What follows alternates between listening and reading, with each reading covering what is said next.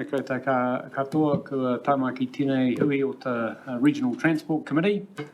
I'm shortly going to ask Api to lead us in the council karakia, which is up on the screen, and then we will formally start the meeting. I did earlier in the day go through the housekeeping, and perhaps I should just rerun through some of that now for people who are new to this room since 10 o'clock. This meeting is being live streamed on Council's Facebook page and recorded for viewing at a later date on your YouTube channel. In an earthquake, drop cover and hold if the shaking is long or strong. When the shaking subsides, we'll leave the building through the nearest exit. There's two there, there's the main door, and proceed to the assembly area on the grass at the corner of Dalton and Vortia Streets. And we may then make our way towards, in fact, that's the evacuation point for a general emergency. If we need to, we will be walking along Dalton Street through Tiffin Park up to Cameron Road as to any ensuing tsunami risk. The meeting is currently designated as a public place. I think that's probably out of date, the social distancing. Yep. You all know where the wharepaku are. They're just down the hall on your right as you go through those doors. And with that all said, I'm going to ask, as I say, Api to lead us in the Whakatakatahau karakia, which you're all invited to share in, and then we'll come back to some specific welcomes for the meeting. Api, over to you. Lead us. Mauri ora tātou. Nā reira, ka nuti mi, ka nuti aroha kia koutou kia tātou, ko tai mai I tēnei wā. Nā reira, ka ino I tātou. Please say it with me or repeat after me. Whakataka ka hau ki te uru, whakataka ka hau ki te tōna, kia mā ki ki uta, kia mā paratara ki tai, E aki ana te ātakura, e tio, e huka, e auhu, hei mauri ora.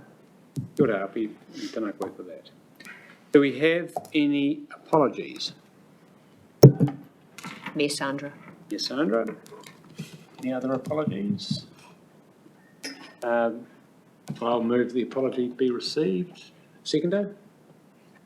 Councillor Kerr, all in favour? Aye. Any against? Carried. In terms of introductions, and I think it would just be appropriate now to acknowledge the presence in the room of our newly appointed CEO that you may not have had a chance to meet, Dr. Nick Peake. We're very grateful to have you here. We understand you can only be with us for 3/4 of an hour, but perhaps just a very brief moment to introduce yourself to the Regional Transport Committee. Tēnā koutou katoa e te committee Regional Transport, and really look forward to getting to know you all and work with you a little bit closer. My apologies for today. I've got a hui at 2:30, so I'm going to sit quietly in the back and listen to you as you get on with your business. And but look forward to getting into the meat of regional transport over the next few months. Kia ora tātou. Kia ora, Nick. Kia ora, Nick. Excuse me, is Craig here? He's not online yet. There's people in the waiting room. We may need to move an apology from Mayor Little. He did tell me he was going to try and be with us for the first hour. Okay, no, he's not here yet. Well, let's just come back to that. At the moment, can you just remind me in 5 minutes? We'll move the apology. Comes in, yes. Okay. I'm going to introduce Neil and Darren very shortly, our deputation, but before we get to that, I think we'll just go through some of the more mechanical items. Firstly, any conflict of interest declarations? There are none. Confirmation of the 5 May 2023 minutes. As someone who's read those and was present, prepared to move, Councillor Van Beek, Councillor Kerr to second. All in favour? Aye. Any against? Carried. Now, follow-ups from previous meetings. What have we got there? Page 3.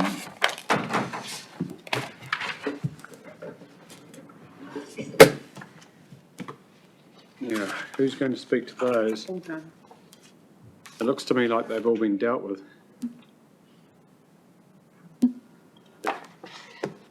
All right, what do we need to do? Just move that those be noted, or? Yes, that'd be fine. Yeah. Okay, I'll move that the follow-ups be noted as completed. Seconder, councillor Kerr, thank you. All in favour? Aye. Anyone against? Carried. All right. Mr Chair, are you going to do minor Oh, yes, a call for yeah. call for minor, it's not on the agenda, but I was going to, and I've actually even got a pen note to do it, so thank you for reminding me. Thank you. Call for minor items. I've got three. One is a discussion around supporting Horizons Regional Land Transport Plan, which I understand committee members are aware of. I'd also like to add a request to reduce temporarily the speed limit on Korokipo Road, which is a conversation with NZTA. And a question really is how can we activate our active transport team, because we don't have somebody round the table. So Well, are those all appropriately minor items, or would you rather do the active transport one when we come to deal with that topic in the meeting proper? I'm happy to leave that decision to you, Chair. All right, Thank you. okay. I think those two, the first two are definitely minor items. We're going to, then I think what home should we put active transport in? It should be on the agenda. I think it's item 8, 14 and 15.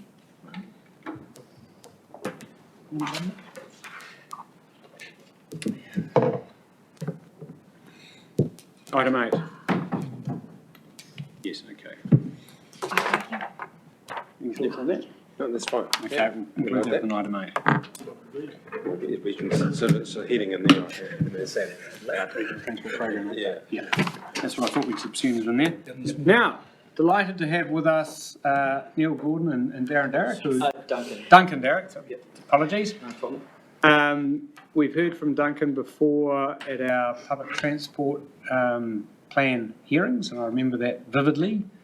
And it made quite an impact on us in terms of the wording that was ultimately arrived at in that plan. You're going to be speaking to us, I understand, on the subject matter of active transport. You've got aim for about 10 minutes, but if you ran to 15, we could probably forgive you. And that would include any questions. The floor is yours. Okay. Welcome. Kia ora. Thanks for the invitation to speak on behalf of Bike Hawke's Bay. For years, the community has trusted that our leaders would act to make the public space that is our transport network safe for everyone.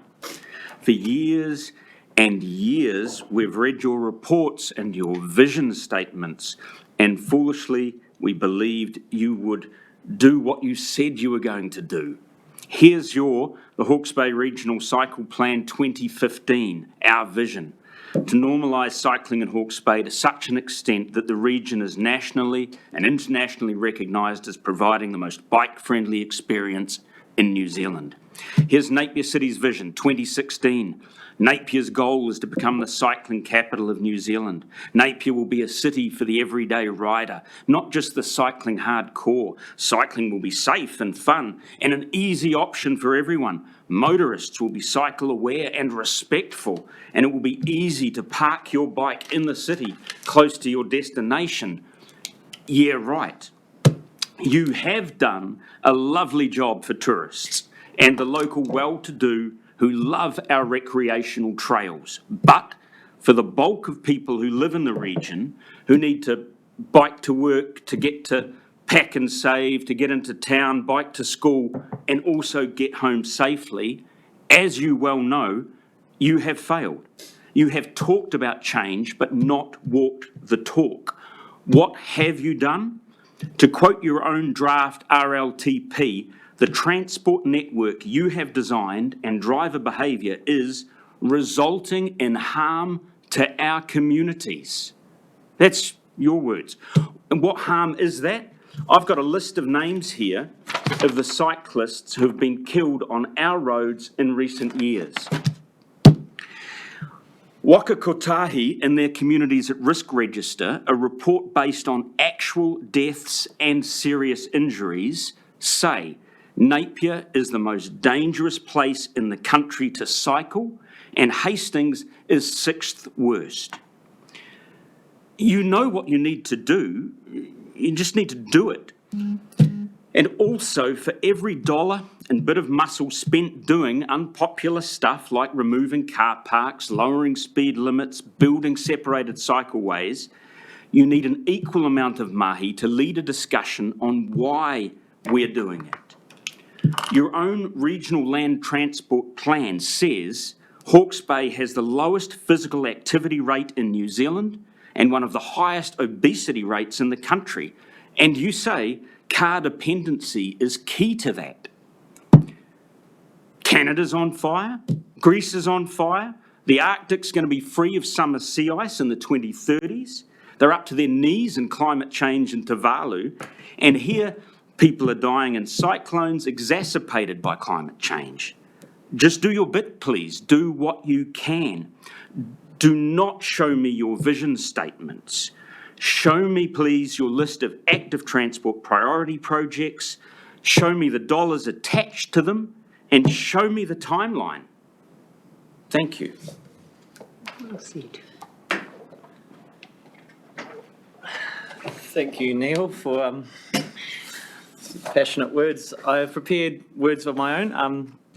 Kia ora, my name's Duncan Darroch. I'm here to speak about bike safety and also some solutions as well. I come from the perspective of multiple user groups. Firstly, I'm a commuter cyclist. Before the cyclone, I was cycling up the Tutaukuri River twice a day.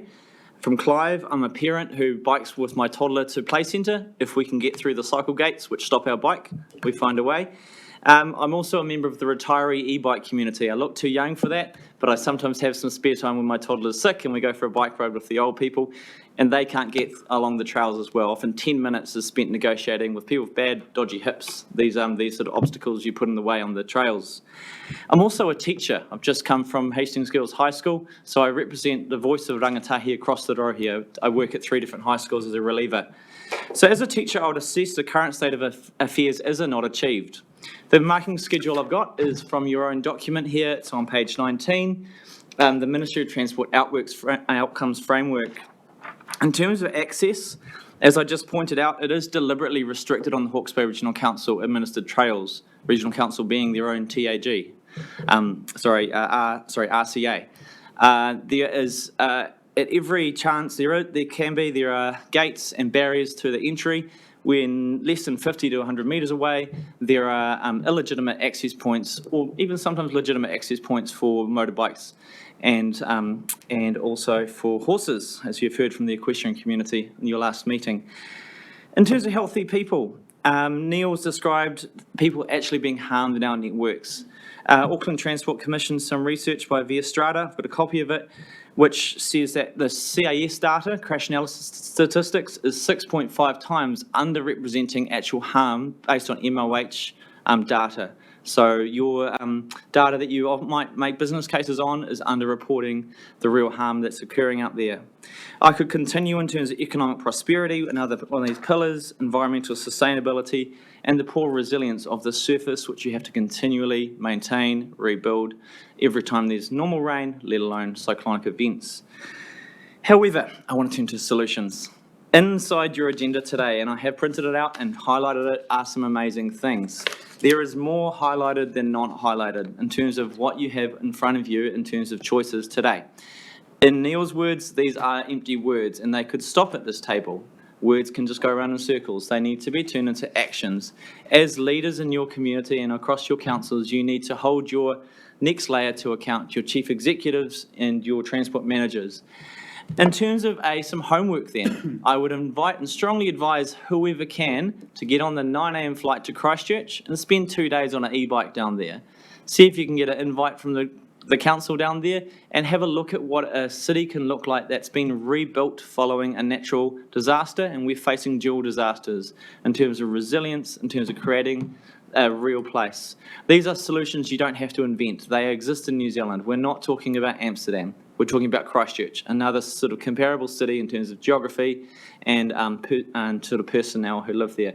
So let's take some hope from our presentation today. Let's go into today's agenda and make some decisions that will result in your officers going and doing real things. If you need some inspiration, jump on the 9 o'clock flight and see what's possible. Thanks so much for your time today. Thank you very much indeed. Neil. Look, there's probably a couple of minutes for a question or two. I just want to make an observation. If you are able to at all, do participate or listen in later on to our regional land transport plan conversation. I can assure you that the governor's here and the advisory members are dead keen on this being the plan of action, the do, not the right. And I've written a word on the board there, radical. It is time to get radical in terms of how we make our transport infrastructure people first places to be and design our infrastructure around our communities. All right, are there any questions? I can probably take one or two questions and then we'll move on to the agenda. Councillor Kerr.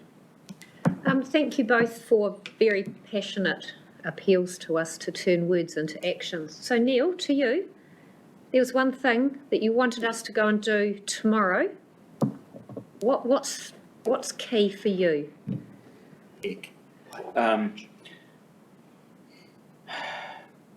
For maintaining the network you've got would be a good start. Okay. Because it's been left in a negligent state.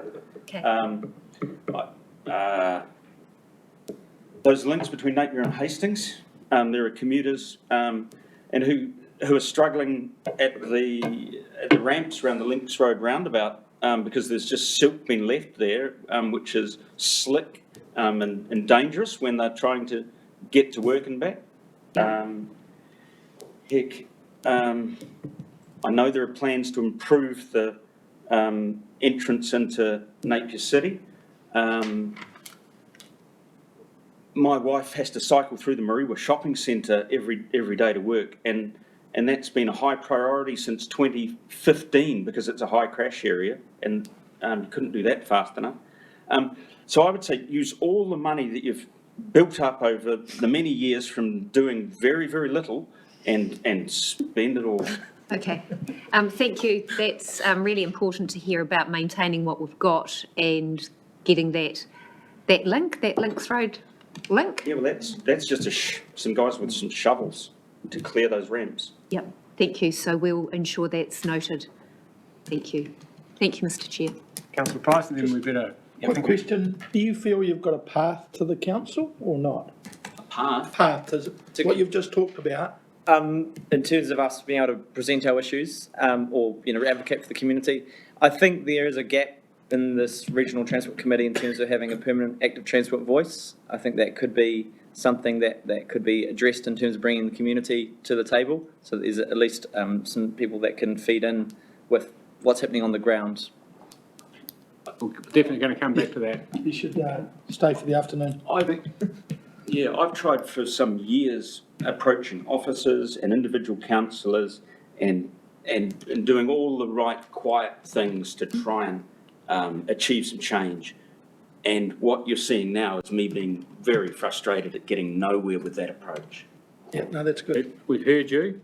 Thank you for putting lead in our pencil and for galvanising us into action. It is time to do exactly that. So we'll take that into our next conversations. I'll do it. Looks like a question from Angela. Just way back saying, thank you for your presentation. I'm Road Policing Manager here in Eastern District. I've only been on board probably since mid to late March, but been in the district for about 3 years. I collect newspaper articles around things that are relevant for our business, our death and serious injury and stuff, and actually on my table in my room, the only article that's currently there is that Napier is the unsafest place to bike in New Zealand.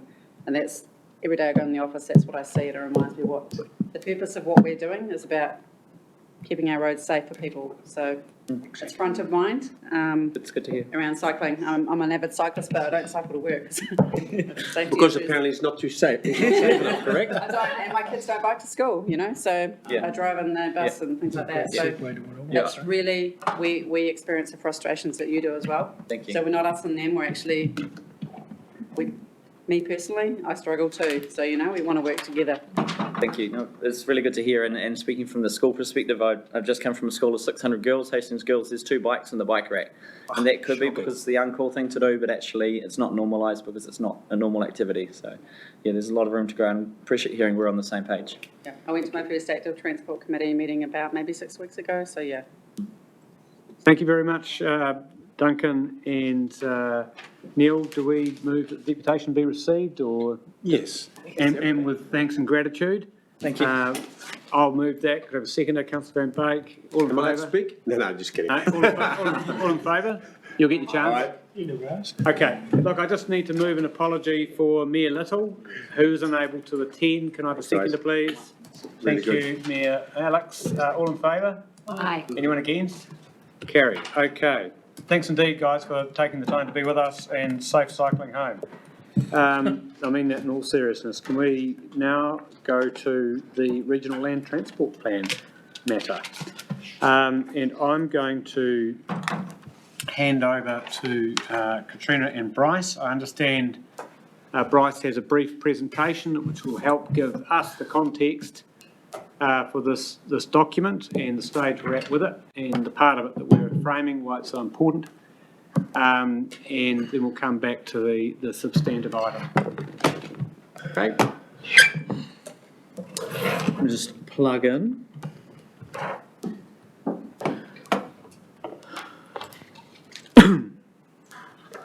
That didn't go. You see that? Perfect. Look, so I'll take the paper as read. Right. Is that all? Carry on, Bryce, please.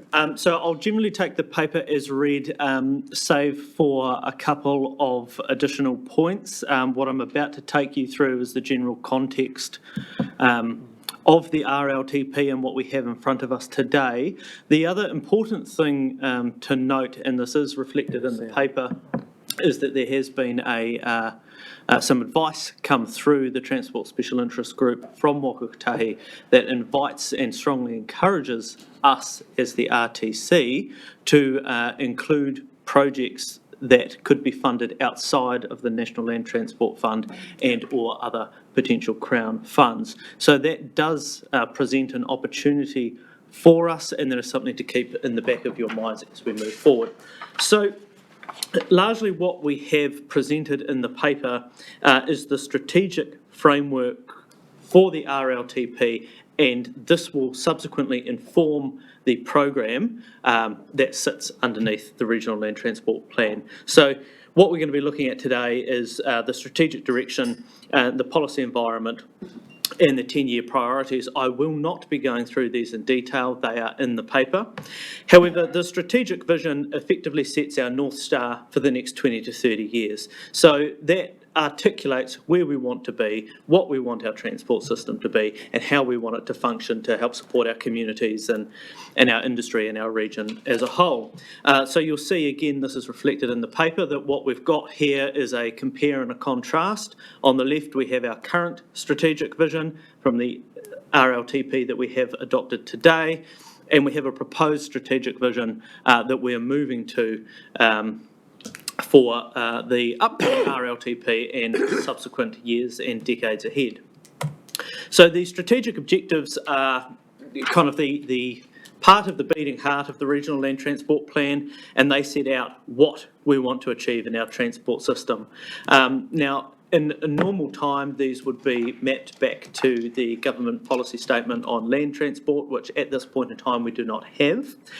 So I understand that one will be forthcoming at some point. The advice at the moment is to map it back to the Ministry of Transport Outcomes Framework, which amongst the technical advisory group we've done.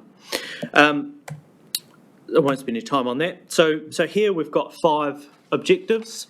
Again, won't go through them in detail, but you can see that down in the bottom box, Objective 1, TAG has proposed as the most pressing, I guess. for the region, right through to Objective 5. Now, it is important to note, of course, that these are very clearly linked back to our investment logic map that articulates our problems and the associated benefits that we could expect. The strategic objectives for the policies set out how we will achieve all of the objectives, and so essentially they set the policy environment against or underpinning each one of the objectives. And again, I will not go through these because that'll just take far too much of everyone's time. And finally, we have the 10-year priorities. So these are effectively the most urgent investment priorities over the next 10 years across our region that, of course, feed into our strategic objectives and our strategic vision. So again, you'll see there that we've got a compare and contrast. So we're moving from the current 10-year priorities to the proposed 10-year priorities, and there's a bit of text there to flesh those out in more detail. So I'll stop there, and that just gives a general overview to the committee of the importance of these strategic objectives, visions, policies and priorities, as that will very closely inform the ultimate program of works that we have. Thank you. I'd just like to share, for the benefit of the public record, a couple of observations building on what Bryce has shared. As he described it as the beating heart, and that it will shape those most significant activities for which we seek funding through our Regional Land Transport Plan to the National Land Transport Fund. And just to acknowledge that the committee members have had a very high-level general preliminary conversation about the content of the objectives and policies. And we have identified some themes that I think I should equally share with the room here and with anyone interested who happens to be online or might be in future. And the first point was to acknowledge, in terms of an immediate priority, the current context we're in, and the likelihood that the government policy statement will have an adaptation focus to ensure that we put adaptation and resilience and recovery and what building back better looks like for Hawke's Bay right at the forefront of this, and possibly as the primary objective. There is the existing first objective is about resilience and a reliable transport system, but I just think in that sort of adaptation context and the fact that this is where we are now, we need to ensure that our priorities that feed into the program of bids for funding reflects that pressing concern. In that context, we were keen to explore all opportunities and every opportunity within new investments on build back, whereby the better means inclusion of other transport modes. And also, and I think this is equally important to that, to ensure community voice, mana whenua voice and community voice, so that there could be some opportunities for redress in here. Where the way we build back better is really more respectful of the communities that are being served by the transportation infrastructure and that live next to it.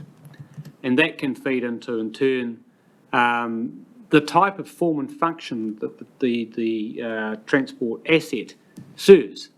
Is it about getting freight to places, or is it about getting people to school, or is it about getting people to work? What is it? And having that community voice and driving form, function and purpose.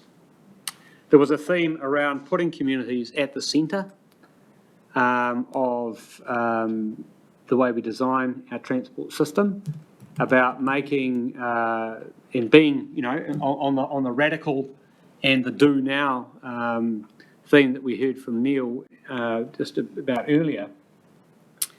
Actually delivering within the term of this plan some transport corridors that might be giving priority to people, to active transport, to public transport over cars and to freight, and then equally offsetting that with corridors that are more to purpose to ensure that we have an efficient and an economy-friendly transport network overall. There were themes about ensuring the language is active in its tense, rather than sort of consider or encourage or whatever. It's actually do, enable, provide for, seek funding, And to not, although we have to have the long-term focus, there's language in there around future generations. We need to be really thinking about getting this stuff. We've got 3 years now, and we all know what we need to be doing in climate change terms by 2035. This isn't just about future generations. We need to be looking at short-term, immediate gains that are consistent with that longer-term trajectory.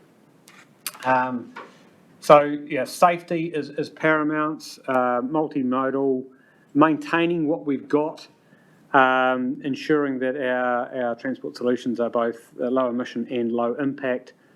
These were all themes that came out today.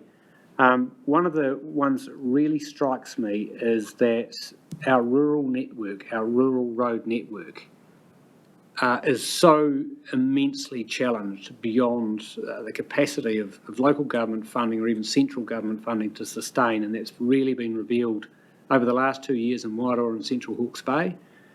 So we need to ensure that in that resilience recovery context, there is a loading or a clear and direct focus and priority on the rural road network, because we've got communities that are entirely severed and cut off and anxious, and who would love to be in a traffic jam for the want of a road.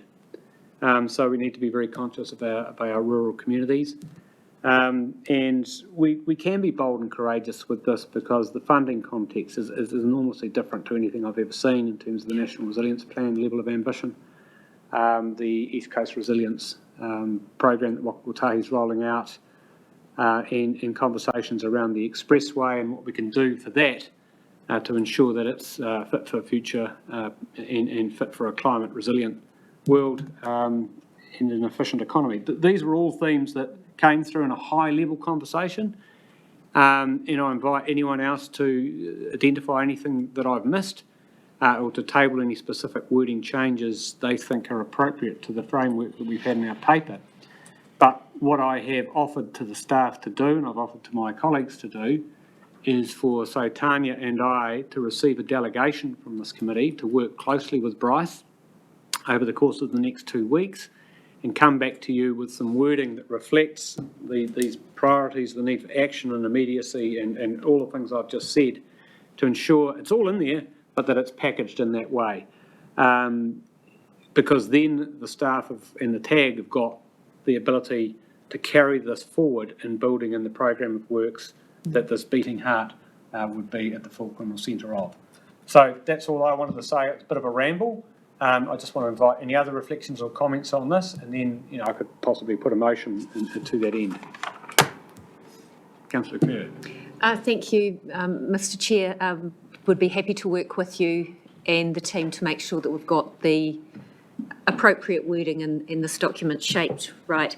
Something I don't want to lose sight of is the importance of maintaining what we have. It's cheaper to look after and keep those roads and those networks open and operational than it is to rebuild. So I'd like that captured as well. Thank you. I've got that noted as a theme, and I'm sure. Councillor Bente. Mr. Chair, thank you very much, and well spoken. That's a true reflection of where we're at this committee. Also, I totally agree with the state that our rural roads are in and the work that needs to be done in that area, and that those particular councils who are in charge of those roads possibly currently have a mountain to climb that they actually haven't got the gear for, but hopefully that will be the place. But at the same time, I still want to look at the future, that we will never forget that we need to put active transport, modal change right at the front of what we do. And generally that is actually very, very, very cheap in comparison. So we should not forget that. And as you said, for future generations, that's like quit smoking tomorrow. Tomorrow never comes. We do need to do it now, and you have already indicated that we are going to use more active tenses in the wording of this document. Then we definitely will look forward to you doing that work together with the staff. Thank you. Any other reflections or observations? I'd just like to reiterate what you said. I think you accurately summed it up, and I agree with you and Deputy Mayor Kerr working together to come back with a end product. And when you say end product, that just reminds me that this is by no means the end product in terms of the conversation with the community. This is basically giving us a direction that the staff can work with to populate the program of work that would be supported by the strategic direction. And then that would come back to a meeting, I would imagine, in November at the end of the year, which we would then notify the document to the public for its submissions before we adopt it next year. So we're at an early stage of the process, and that's why I thought the opportunity we had to workshop this morning was appropriate. Linda. Just one comment on the maintaining what we have, and also as well in a previous conversation, oh no, it was minor items around links with Horizons. They have a similar emphasis around management of their assets and maintaining what they have. So there may be an opportunity for officers at RTAG to just have a look at the regional land transport plan drafts, especially if we're going to try and link up, given the commentary, the discussion that we had about the importance of looking south for freight resilience and connectivity. Thank you. Now, is there any other comments or contributions? If not, I'd like to turn to the recommendation in the paper, which was that we receive and note the staff report, and we agree adopt the vision, et cetera, I think that needs to be amended along the lines that the strategic vision, or that we delegate to councillors, to Councillor Kerr and Councillor Williams, to work with the Transport Planning Manager, Bryce, or the officers, to, I guess, draft or finalise the drafting of the vision, objectives and policies and priorities for that plan to meet the overriding themes that the Chair outlined in introducing this item. And that would be point one, and then just really to report back to the committee on that content. And that's probably as far as we need to go in terms of the resolution, in the knowledge that when I said finalise the wording, I'm really finalising the preliminary wording here. It's for this stage of the process. So I'm not sure that's the most elegantly framed motion, but you get the general gist. As a delegation to Councillor Kerr and I to work alongside the staff to finalise, to draft that wording in the way I've just described and to that purpose. Do people want to see that motion, or are you happy with the gist of it? Happy with the gist of it. All right. Mr. Chair. Well, I've moved it. Seconder, Councillor Mayor Alex. All in favour? Aye. Anyone against? All right. Happy? Okay. A really important piece of work, and such good context we had from our deputants this afternoon from Duncan and Neil. Equally, Could I ask that motion be sent out to us after the meeting? yes, Just to go through it. that's a great idea. I'll finesse it with Peter, and we'll make sure it's. Yeah, thank you. You don't trust him as much as Jeff trusts him. Okay. While things are fresh in mind, it is important, because otherwise you don't see the agenda. Yeah, as soon as it's in black and white, it's solid now. We can still change it and make it even better. All right. Thank you, Councillor Van Beek, Councillor Price. And I think this is a great segue. Could I invite Pippa up, please, to talk about the next item on the agenda, the emissions reduction plan.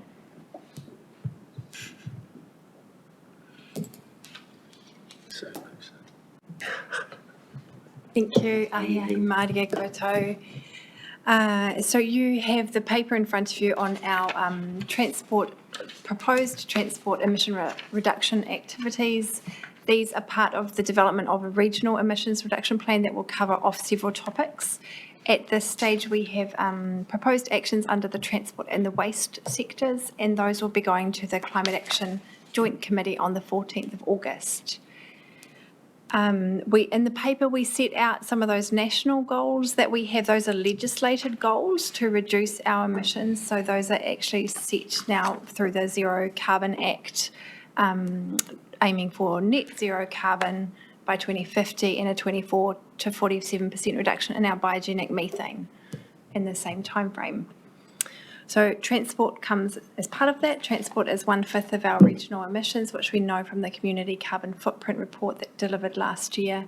And we've laid out, I think, 17 actions for your comment and strategic directional prioritisation for you.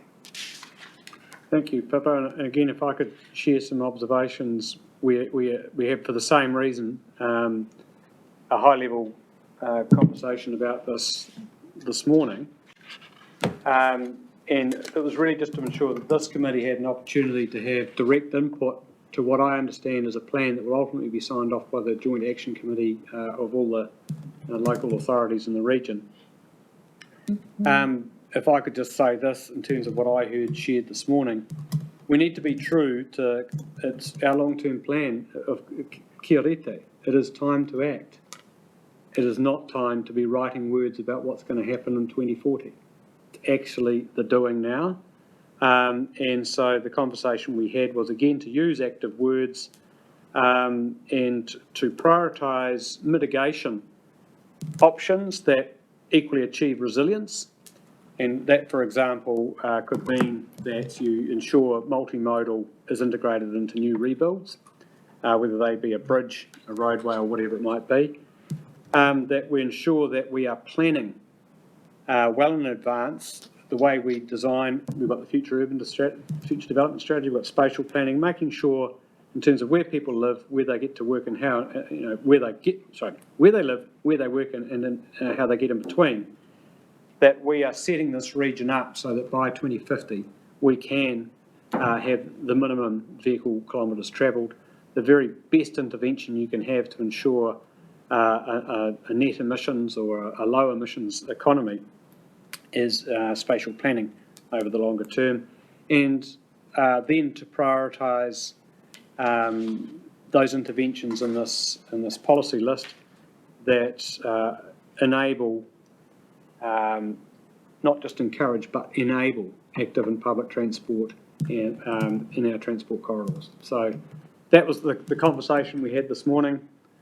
Again, are there any other reflections that people want to share? Because we're not going to have to take the next drafting of this. You guys are going to take it into the Joint Committee, but you would have had our input into that.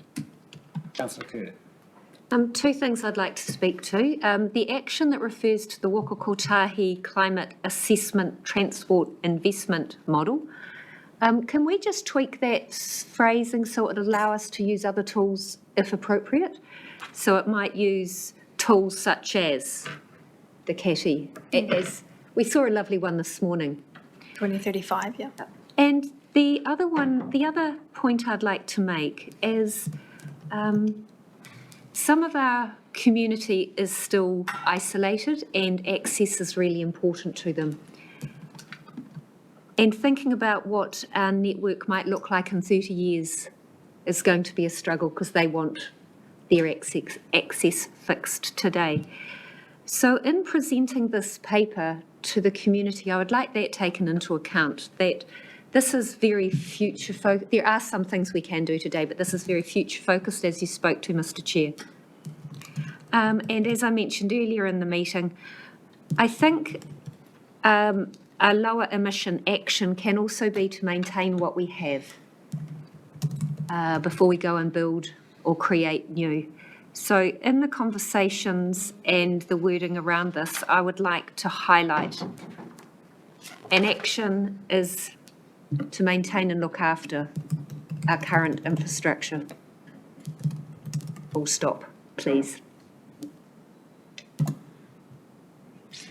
Thank you, Councillor Kerr. Any other contributions, Councillor Van Day? Yeah. Actually, what I'd like to do is actually repeat what you said during our previous workshop, and that is that the focus on the mission actually will have far more benefits other than what you think it will be, and that's actually in the health and well-being of our community. Because if you think away those items to actually create these emissions and think them away, what kind of environment will we live in? What kind of community will we live in? And of course, one trick pony, Councillor Van Beek, once again, active transport for that matter. So once again, I think it's really good that you are open-minded about that. It's not just fixated on actually reducing emissions, but you actually see the wider outcome from that, not just the emissions reduction. So I really thank you for that, and thank you for the paper. Anyone on the screen? Oh, Mayor Walker. I just would add that I think getting the context right is important, as Councillor Kerr has spoken about. And as so often happens in these plans, it's often because we don't preamble the conversation with the right context about how diverse, how complex and far-reaching our region actually is. So there's nothing really in the front-end description of this transport chapter that actually recognises truly the whole region and the things that we're facing. So I think some of the language in the description of the region about our rural context helps land the actions in the context of which I think they are directed, which is mostly in the urban environment where that intensity of traffic use is really important. And so I think some more language in the front part of the chapter that speaks to that context of what transport means across rural as well as urban would actually help this land its context, particularly in this recovery space, a lot better. Thank you. Mr. Chair, I'm wondering if a recommendation like the previous one that enables some wordsmithing and rewording without changing the context of the document would be appropriate. Thank you, Councillor Kerr. As I say, we certainly hold the pen as a committee on the LTP. What I was going to propose is that, for example, we endorse the proposed actions for inclusion in the transport chapter with the direction on priorities and emphasis given by the committee at today's meeting. But if you would like to go one step further than that and have a check-in, yes, I'm very happy to do that, and we could even delegate maybe to me and one other councillor or whoever wants to be involved in seeing the next iteration before it goes to The Climate Action Committee. Yeah, the Climate Action Committee. Have you got their bandwidth? It does go on Tuesday. Yeah, it goes on Potentially, Tuesday. probably with an urban context with me. Very short time frame. There is a rather short time frame on that, but if it is to be before, it's Monday, Tuesday. Yeah, I'm certainly available Monday and Tuesday, but So probably not. I don't have the bandwidth to probably spend a meeting time, but very, very happy to, between now and that next committee meeting, to review kind of where the wording gets to help just give that rural sense check that we've landed it. But maybe you or someone from Napier or urban environment might be the other one just to get that balance right. all right, Martin, that's delegate fine. to you and I. And so basically, I was going to move what I just said, that we endorse that with the direction and direction, priorities and emphasis given by the committee at this meeting, and delegates to Councillor Williams and Mayor Walker to approve the final wording for the transport chapter to be submitted to the Joint Action Committee. Right? All right, I'll move that. Councillor Kerr seconded it. All in favour? Aye. Anyone against? It'll be emailed out too. How many emails would you like this afternoon? Oh, you're going to put them in one? There is an integration between the two, sure. Need to be there for the record. Oh, sorry, there's two. I knew there was something else. Angus, I do apologise. We'll go back to you, and if we need to amend the motion, we will, but I certainly want to hear from you. You definitely won't need to amend the motion. I feel bad now that you've got yourself to that point that I'm now speaking, but I was just wanting to say this is a very good plan and acknowledge the people that did the work, acknowledge the policy there that says working with key industries, including Kiwi Rail. We certainly want to do that with you, so thank you for including us. And just simply to make a word of support to what Deputy Mayor Kerr has made around maintaining what you've got. I think from a rail perspective, all we are really promoting in the regions is to support our rail network investment program. It is entirely about exactly that. And from an emissions perspective, it matters because every tonne that is moved by rail emits 70% fewer emissions than the equivalent tonne moving by road. And then the final point I wanted to make is that the key strand here from a freight perspective in the emissions reductions plan is a 35% reduction in freight transport emissions by 2035. That's a pretty big objective to get by 2035, and it can't be done by one mode alone. We certainly could not achieve that by ourselves, but equally road freight cannot achieve that by itself. It is not possible to transition all of our truck fleet over to something that is lower emissions in that timescale. The technology just isn't there. And even if it were, we would struggle to find the drivers as a nation to do it. So my point is a simple one. We just actually have to work across all of the modes that are available to us, and that means road, and it also means rail. So just acknowledging the work that you guys have done, I think you've covered it all really, really well, and thank you. Thank you, Angus. And as I say, it is great to have you with us sharing that perspective from such an important part of the overall transport network. Okay, well, that's brought that item to a close, I believe. The next item on the agenda. We moved it, it's been, didn't we vote on it? Yes, we did. We didn't take care. Yes, quite right. Yes. Yeah. Should we now hear from Waka Kotahi Regional Relationships Director? Update. Linda, the floor is yours. Have we got a presentation on this? Yes. I think we did, didn't we? What?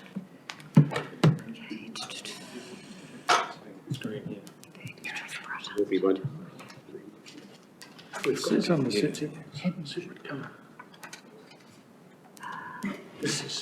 These are the papers for today's meeting.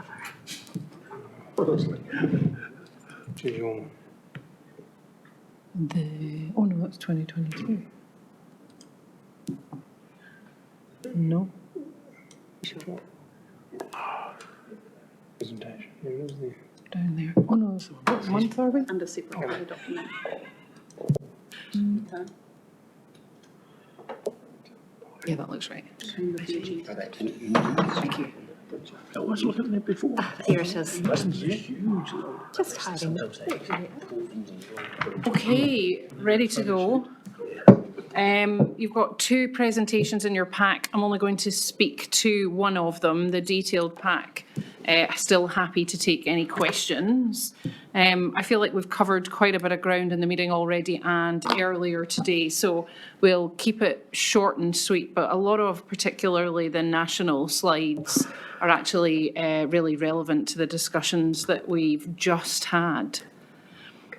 First up, would you believe we're in the final year of this NLTP 21 to 24? Our officers are working collectively together to review progress on what we agreed to deliver in this NLTP. Alongside that, your current funding forecasts. We really need an early indication of what you're 100% sure you're going to deliver and what's looking a little bit sketchy. Because what will happen there is if we don't get an early enough indication, we can't return that fund back into the pool for other activities or projects or programmes elsewhere across the country. So it is really important that we keep up to date with what's on track and what you feel, given the context that we're operating in, no longer a priority, not going to focus on that, and we can return the funds back in. If that doesn't happen, it can roll over into the next NLTP period, which sounds great, but what that does is actually then limits the amount of new things that can get funded in that next NLTP. So it's really important that we can focus on delivering what's a priority in your district and in your region, be honest about what's not going to, and then think about whether that the best option is to carry it over or to roll it back in to the overall funding bucket, if you like, for reallocation. So that's something our officers are working on, and you'll be able to get advice on that from your own council.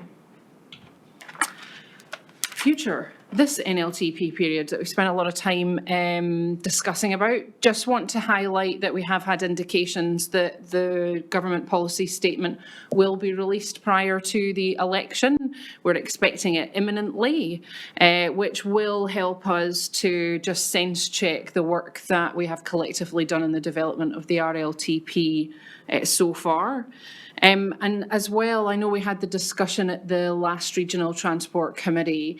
While the RLTPs have a specific mechanism for funding, it is still really important if there's things that are a priority for you in your region, but may not be likely to attract funding through the standard funding mechanisms in the RLTP, that they are included. So we've seen this year Transport Choices come out. One of the key criteria to secure funding within that is, does it feature in your RLTP? So making sure that what's a priority for the region is in there will help us ensure that if other funding comes available, you've already, crossed that first hurdle.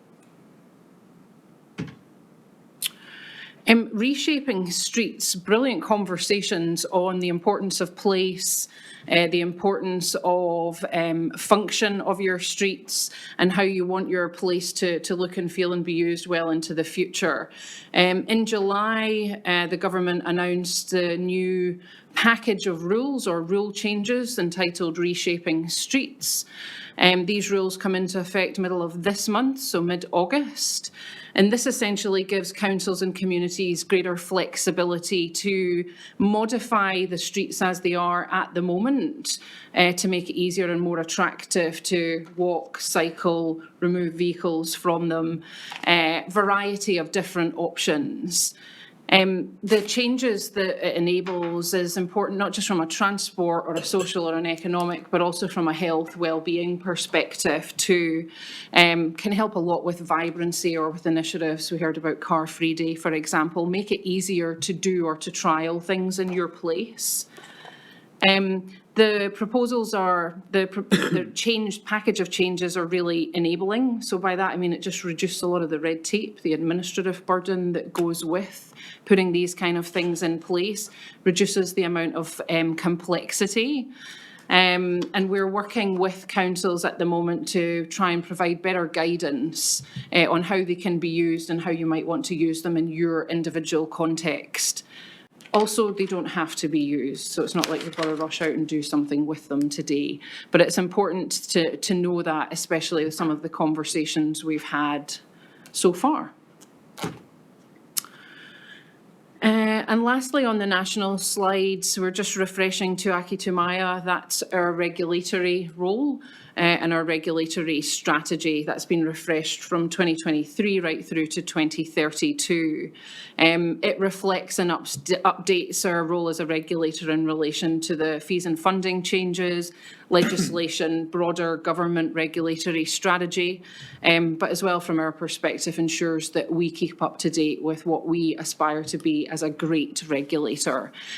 Some of the changes that we're embedding in there, particularly around our obligations to Māori as a treaty partner, and making sure that that is always front of mind in how we operate as a regulator across Aotearoa. Next one, more localised context. Not going to go through each of those in detail. We'll cover off a little bit about State Highway 5 in a later slide. Hastings District Council may or may not want to comment on the bridges and the Marae Kakaho Road roundabout. There's just obviously some changes due to the bridge work, cyclone related, but as well some affordability pressures on the roundabout for York Road. State Highway 51 safety improvements. You'll probably be well aware that they are well underway on the phase 1 with the installation of side barriers and median barriers, flexible median barriers, and also as well left in, left out treatment for some of the businesses. Noting and acknowledging there has been some concern from businesses and those with access as that's happened. We had a recent community meeting and some further one-on-one engagements with impacted parties, and a lot of that now seems to be relieved. So I think it's part of the change process, but going well. And just a note on the State Highway 38, we're continuing to work closely with Tuhoy on that. We have, Tuhoy have sourced the innovative tall oil pitch, so that's a non-bitumen application for road maintenance. And we're just working through the planning phases for the trials of that on 3 sites on State Highway 38. And here we go, maintenance, the importance of maintaining what we've got. We had a bit of a bumpy ride this year, to be very honest with you, with the extremely wet spring that we had, and then also, of course, the cyclone as well. So we had a significant impact on our ability to complete our maintenance programme for this year. A number of the sites have been deferred into next year.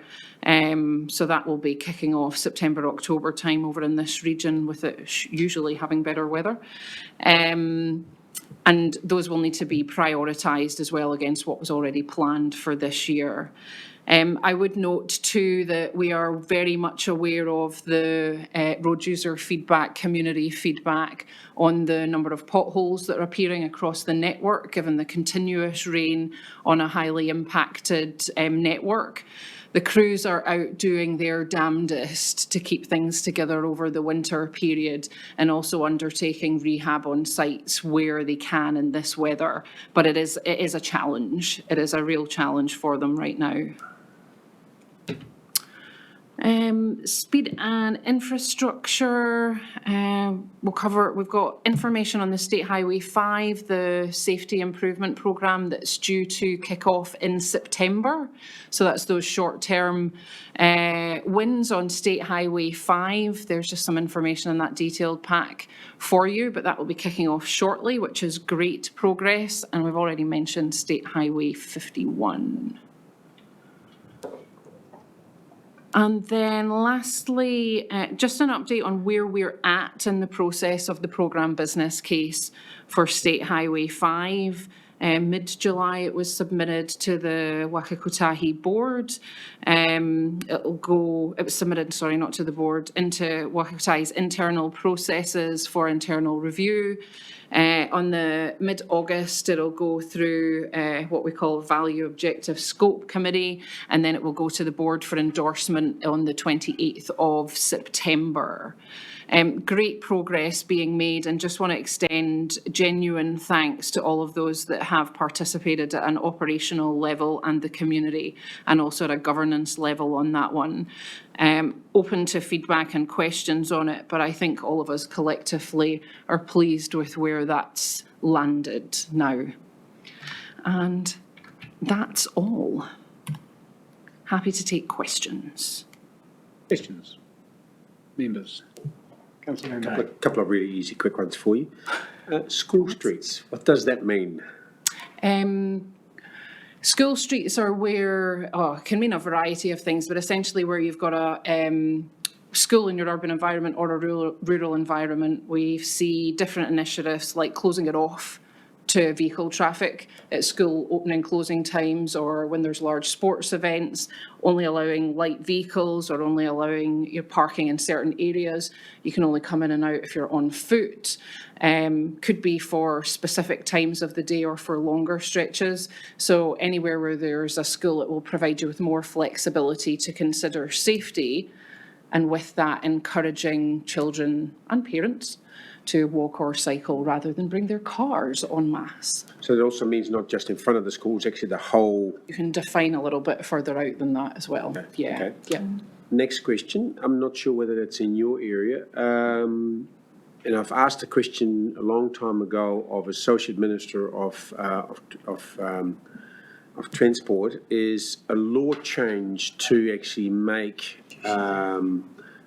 cyclists and walkers almost like a holy cow. Like for instance, in Europe, they've got laws where if you hit a cyclist or a pedestrian, you're automatically at fault. Ooh, I don't know, I'm going to look at my colleague from the police on that. That sounds more on a policy, but also on enforcement and legal side. Yeah, I'm not aware of the legislation. Okay. that says No. around that. Okay, I've asked a question, and the answer was, What of was the the answer? Associate Minister, that at this point in time, they were thinking about it, but at this point in time, the network wasn't actually up to scratch, that could be enforceable. To be enforced. So I just wanted to see if actually that was something that actually been on your radar, obviously Not not. that I'm aware Okay, of. Okay, I'll keep asking. Noted. Any other questions or comments? Councillor Price? Are you aware of Mayor Neil Holden's graph on seal renewals in the, Yes, I worked closely with Mayor Holdham on So- the remit and the presentation. oh, okay. We're proposing at Napier to support a petition in relation to it? Yes. Oh, so you're aware of that? Well aware, and of the remit that was passed at Local Government New Zealand and the petition by New Plymouth District Council. Can you comment on that graph or? 100%, yeah. Is there something specific that you want? No, I just, Where Hawke's Bay is on the Where- graph might be the issue. Carry on. So I'm also aware of the discussion at the council meeting, because I did tune in to the Napier City Council meeting for the discussion about it. I'm always watching. Always.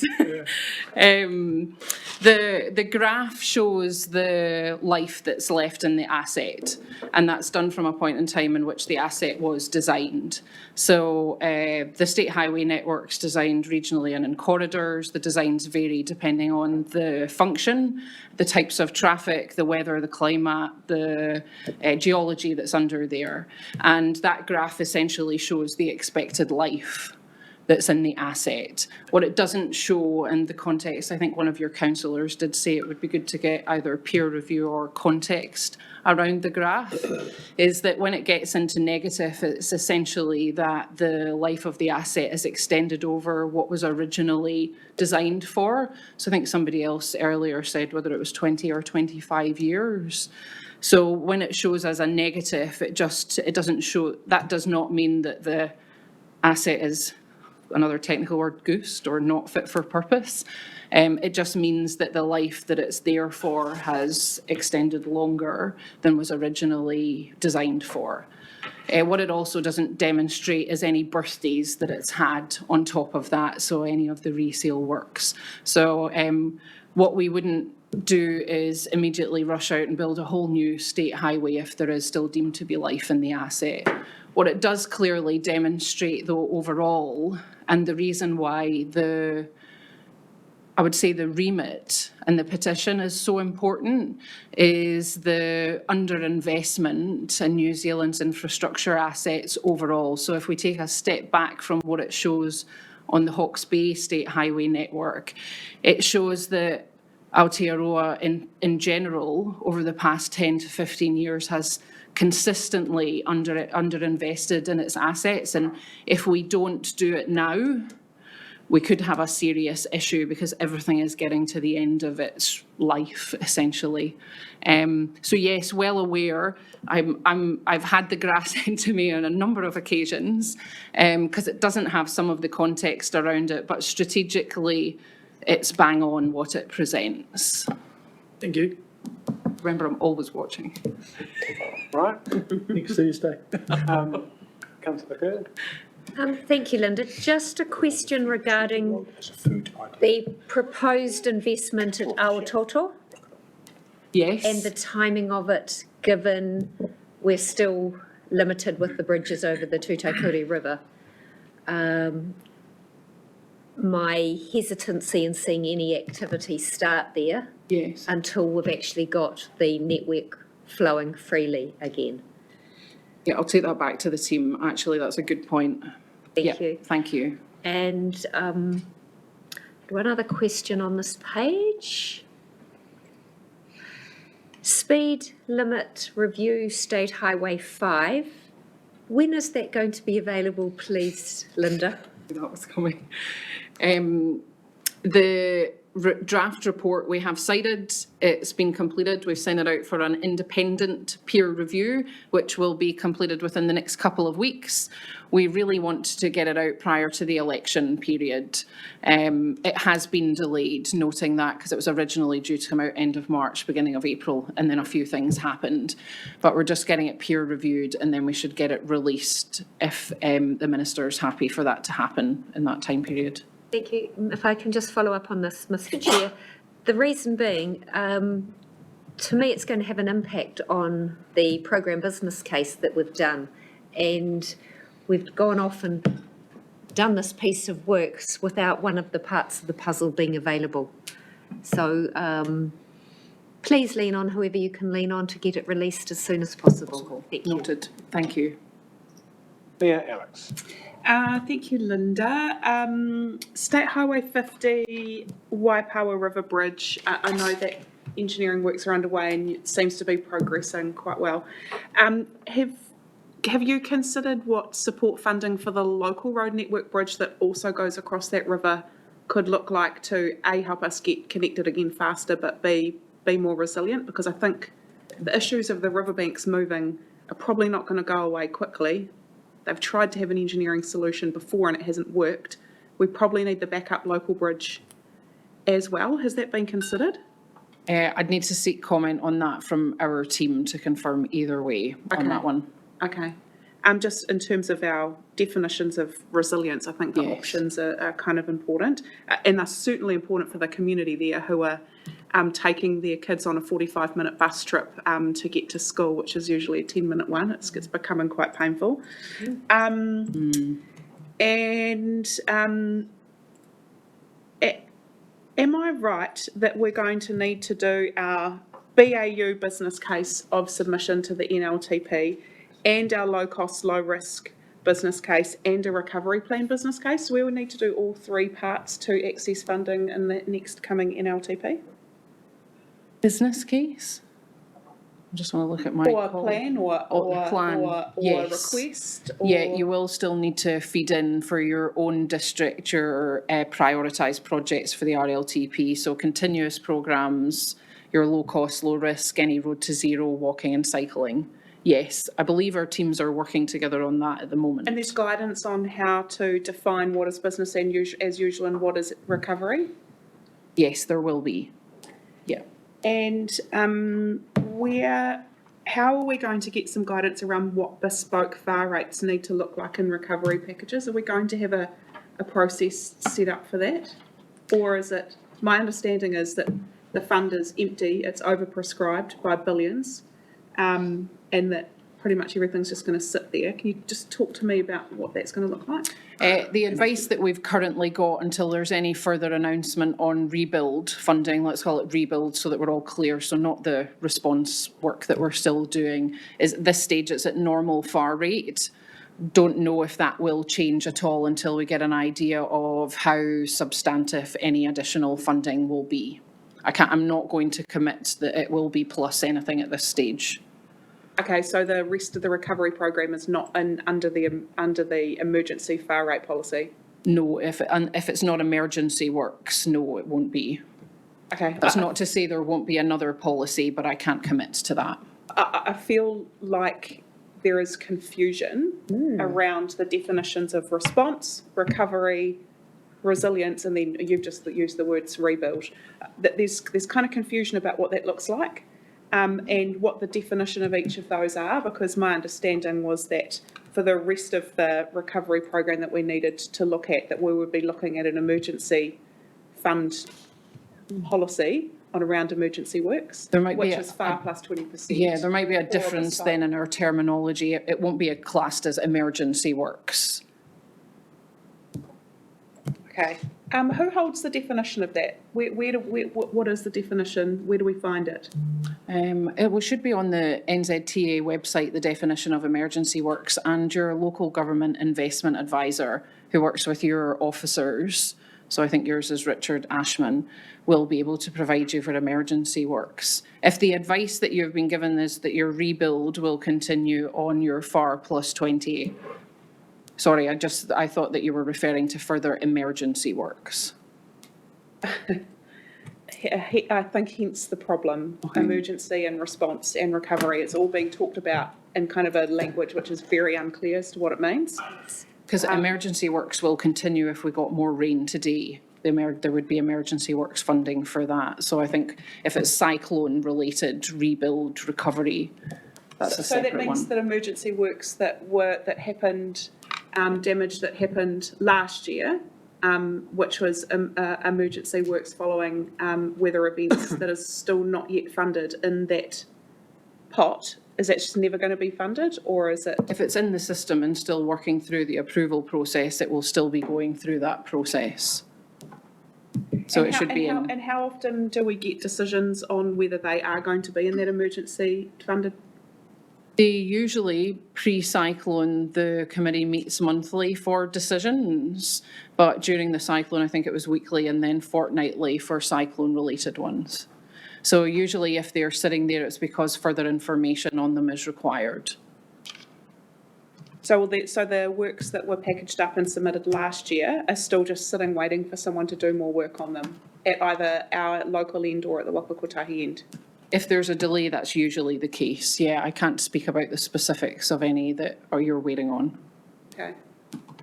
So we had $50 million worth of emergency damage happened last year, pre-cyclone, of which emergency funding has, as far as I'm aware, has not been approved. So I'm just trying to understand how we navigate the system to be clear about what those emergency funds are able to be used for and how we get them through the system. Or is it just not going to happen? I wouldn't be able to comment on what the decision would be. I'm happy to follow up if they have not been progressed or a decision hasn't been made on the pre-cyclone ones to understand why they haven't been resolved. Okay. Thank you. Very much. Oh, look, I'd just like to, in moving that this paper be received, just share a couple of observations, if I may. Firstly is to acknowledge, if I didn't manage to in the May meeting, but certainly to update if I did, the regional gratitude for the heroic and urgent level of effort Waka Kotahi has carried out in getting State Highway 2, State Highway 5, what you're doing now with State Highway 50. We're seeing things done at a pace and a scale that we just couldn't have imagined 6 months ago.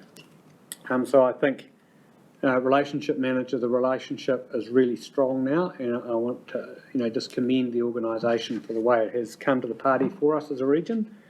I would like to commend also the State Highway 5 program business case, the level of engagement with community stakeholders on that. I do think that has arrived in a really good place, which signals a great future for State Highway 5, and certainly takes off my concerns that 80 kilometres had been locked in for all time, and I can see a pathway forward now here for substantial lengths of that corridor to return to 100k with investment pending for governments to determine over time, but at least that would be what we've signalled to be the preferred program business case for consideration in the appropriate setting. Having said all of that, and just one further point, we are seeing funding coming at us, and I think partly Neil Alex's point. There are so many different parts to the system at the moment. There's our recovery plans. We had 575 million, 525 out of the budget round and previous. There's another 575 just been announced out of the National Resilience Plan. There's a $6 billion National Resilience Plan fund. There's the East Coast Resilience Strategy. We've got the funding that was announced yesterday as a result of negotiations with government on support for the territorial authorities, bridges and what have you, another 160 million. It's an incredibly,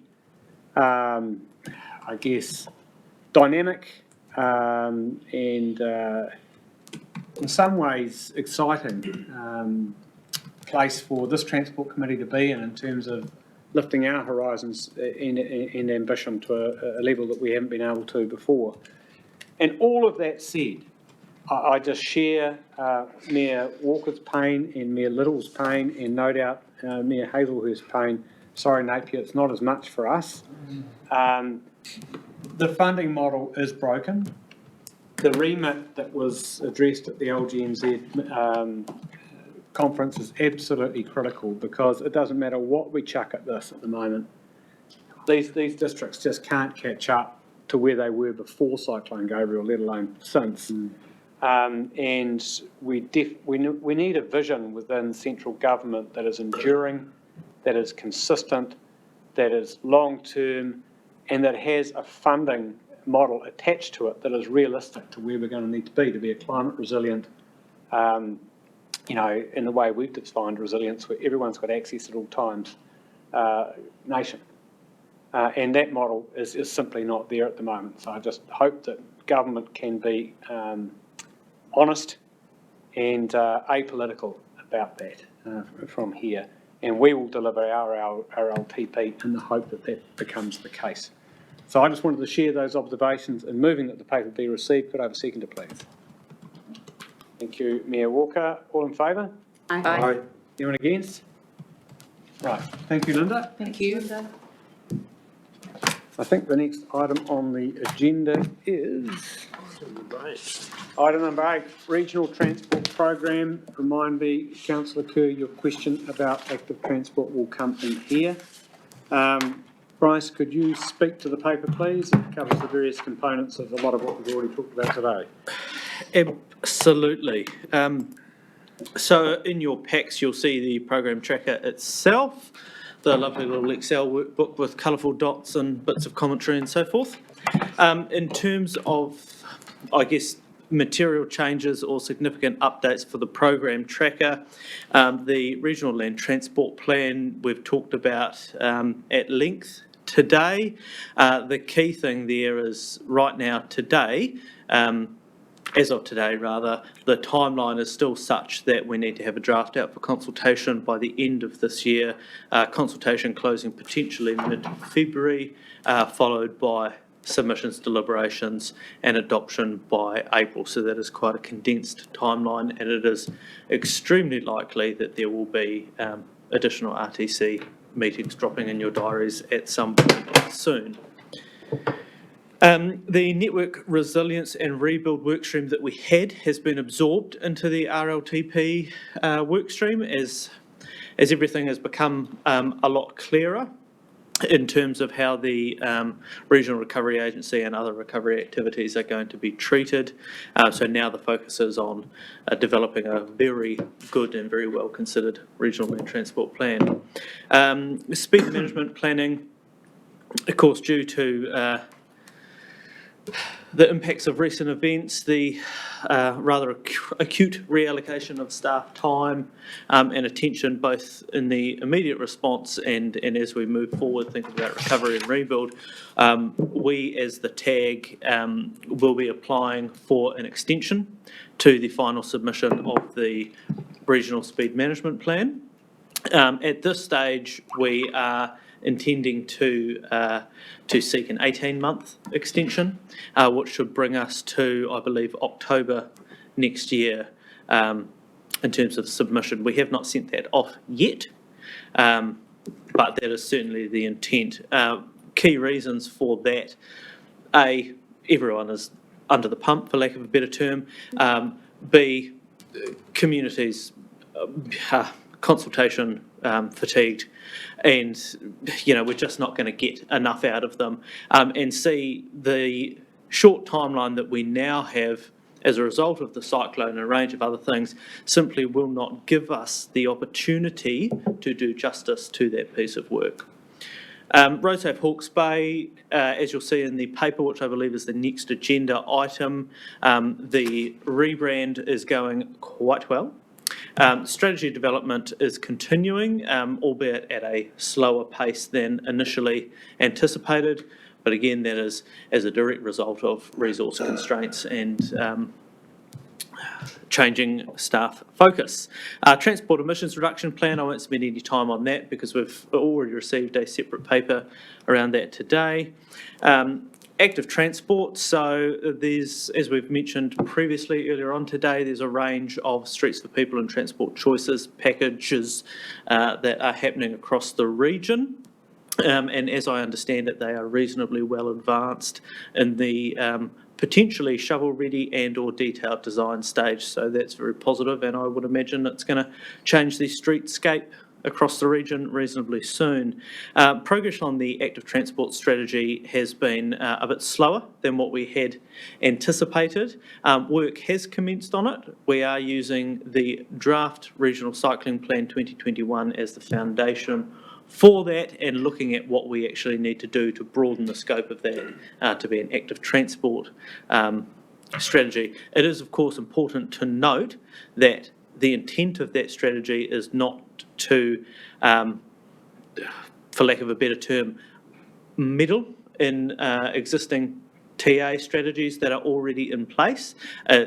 The intent is to encompass those and look at opportunities to broaden and further enhance them to get to a place where we want and need to be in terms of active transport across the region. Regional Public Transport Plan Implementation, which is our RPTP that was adopted in September. This is starting to progress now with Mark on board, where we're starting to get a fair bit of horsepower behind the initial planning for the new network in 2025, but we can talk about that a bit more in the public transport update later on in the afternoon. So that is a general overview of where things are at in terms of workstream progress amongst the Regional Technical Advisory Group, and I'll pause there for any questions. Councillor Kerr, I'm going to give you your question first. Okay, Councillor Price. Okay, it's probably a statement with a question. We're in the throes of setting up a active transport committee for Napier. We've modelled it off Hastings, and because that's successful apparently. And at our last meeting, I got a question that was in the minutes on the 10th of Feb, a representative of active transport in Hawke's Bay region being confirmed. And it sideswiped me a bit in that we were moving on and I wasn't sure where we sat with that. I got the picture that we'd talked about it and it wouldn't be a representative comes on with voting rights. And I was of the view that if we set up our Napier, they have a path to this committee through me. So I guess I ask for a comment on that. Are we on track or? Through you, Chair. So the last time we discussed that was on the 9th of September, and the resolution was threefold. The most important ones being that this committee acknowledged the intended formation of a Hawke's Bay Regional Active Transport Committee, comprising a community-appointed and facilitated committee representative. That person would then, and it was intended that the chair of that committee could then be appointed to this committee as an advisory member. But it was also noted at that meeting that this committee's terms of reference would be amended as soon as possible to record active transport as an express function of this committee, with active transport to be a standing agenda item at each regional transport committee meeting. So your question about, yes, would that come through you? That's correct. It was also to add on the technical advisory group an active transport advisory member. That has been completed as well. So what we don't have is a community regional active transport committee established at this point in time, but we would encourage Napier to form its own committee. That's absolutely appropriate. So the terms of reference would work with Hastings, so it would be starting a natural progression to the end result. Totally. I mean, to pick up on what Katrina's just shared, we see all this as coming from the ground up. And if Napier's going to replicate Hastings, there is then the body of community experts, two of which are in the room, and they would, once formed in that capacity, be able to appoint an advisory member. In the meantime, we have got governance interests in active transport here, and I totally encourage what you're proposing to do and wish you all the best with it. Yeah, I think the fact, without all the facts, and you read that comment, is going to be someone appointed, without all the facts is a bit hard to work out. Correct. Yeah, thank you. Councillor Kerr, your question. So actually, that was part of my question, but following up from that, I wonder if there was a council that would provide secretariat services or support like that. And given that Napier has got could do better when it comes to cycling, Napier City Council might like to lead the secretarial support of and bring together the community part. So you have an active transport Hastings, active transport Napier, but then your Bike NZ, your BMX club, your mountain bike club, your all of the other possibly walking groups, etc., all come together. Katrina. Through you, Chair. So I hope the All Blacks pass better than that on Saturday. There'll be lots of intercepts. Through you, Chair. No shepherding. Hawke's Bay Regional Council has already offered secretarial and administrative support to that if the committee was established. Yeah. So that's definitely been on the offer before, reasonably informally, but let's see what comes to us. But if Napier wants to pick that up, then all power to them, that would be great. Out of my territory. Okay. Thank you. All right, Mayor Walker. Thank you. Hey, Bryce. In the regional public transport work, sad little project that says unfunded, which is the pilot of public transport to Central Hawke's Bay. Can you talk to me about the process that you're intending to follow with that? Well, of course, that was a reasonably short-term policy inclusion. By short-term, I mean, what can we chunk off as we work towards our new public transport network. And at the time of adoption, that was, of course, contingent on funding being available. As we'll sort of discuss to a point in the public transport paper later on this afternoon, there is, of course, a funding constraint in terms of operating the network as we have it today. Mark and I have had a range of conversations around that, and we're starting to look at what sort of funding opportunities or options or pathways or buckets or whatever there is, be that existing funding models or potentially innovative funding models to get something happening.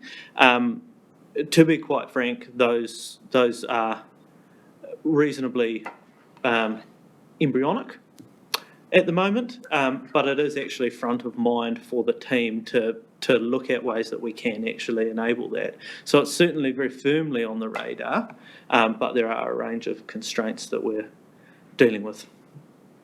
Has it actually been put to regional council whether they would assist with funding the pilot? Yes. It has, and they declined that request? We did not, we decided against an annual plan amendment that would have triggered consultation with your communities in particular around how that would be funded and delivered. And we went for, this is pre-Cyclone Gabriel, we went for sticking within our long-term plan. That would have been the one item, if we'd included it in our annual plan, that meant we needed to go to public consultation. Cyclone Gabriel then happened. We're in all sorts of challenges, if I could put it that way, financially as well at the moment. So the annual plan that we put out was very much a pare back just about everything and focus on recovery proposition. And that's the space that particular trial's in at the moment. It's in the public transport plan. We've got a long-term plan coming. It's not off the table quite how we're going to get through that at the moment. And that is the challenge, I'm afraid. It's in the midst of everything else. Okay, it would be, I'd quite like to see the basis, the business case basis that sits in there to see whether there's something we can advocate for in some other space as well, because if it's not able to be funded here, where can it be? And is there the possibility of lining it up with something else? Even government's select committee recommendation that talked about exploring what interregional rail means for Hawke's Bay. If we're talking about public transport corridor, there might be a parallel piece of work that looks at that. So I think we've got to get creative if we're truly going to help reduce carbon emissions from that transport network for Central Hawke's Bay. The public transport piece has to be included. So would be keen to get some more of that information so we can figure out how to advocate on that together. That's incredibly well said. Yeah, Alex, this is something that's an absolute, not a thorn in my side, but you know what I mean. This is keeping me awake at night that Central Hawke's Bay hasn't been served through that. So we've got Waka Kotahi in the room. You've got any? Well, so through you, Chair, ultimately our public transport budget is currently well overspent, owing to indexation of 27% in the last financial year. So we are struggling to fund what we currently have. Myself and the Transport Manager are working closely with Waka Kotahi to look at the budget that we have and how we might make that how we might make that work. That's not to say that the Central Hawke's Bay trial isn't going in our RLTP as I'm hoping low cost, low risk trial, and working with Waka Kotahi on that. Right. But that would require either targeted rate or significant fares to make that happen. So we're just trying to work through all those options. Certainly working hard on that. Okay, thank you. Not that hopeful, but helpful explanation, and makes me kind of concerned about the actions we might be adopting in the carbon emission plan that we've already talked about. If there's so much financial constraint on the whole public transport budget, that's pretty challenging around aspiration versus deliverability. Yeah, there's another dimension to it too, and I want to talk about that when we get to there's bus driver wages, there's bus driver availability, there's a contract renewal 2025, there are these funding challenges, there are new public transport operating models coming at us. It's but like everything else, do not take your foot off that pedal. Yeah, Walker, you keep us on that program. Thank you. All right. It wasn't mentioned in the public transport item at all, so it was in the work program that was part of this paper. That's why I raised it out of topic. So thank you. Thank you for answering. All right. I think that's covered everything I wanted to talk about. Would someone like to move that this paper be received? Yes. Councillor Van Beek, Councillor Price, all in favour? Aye. Anyone against? No. Well, in that case, we are into regional road safety.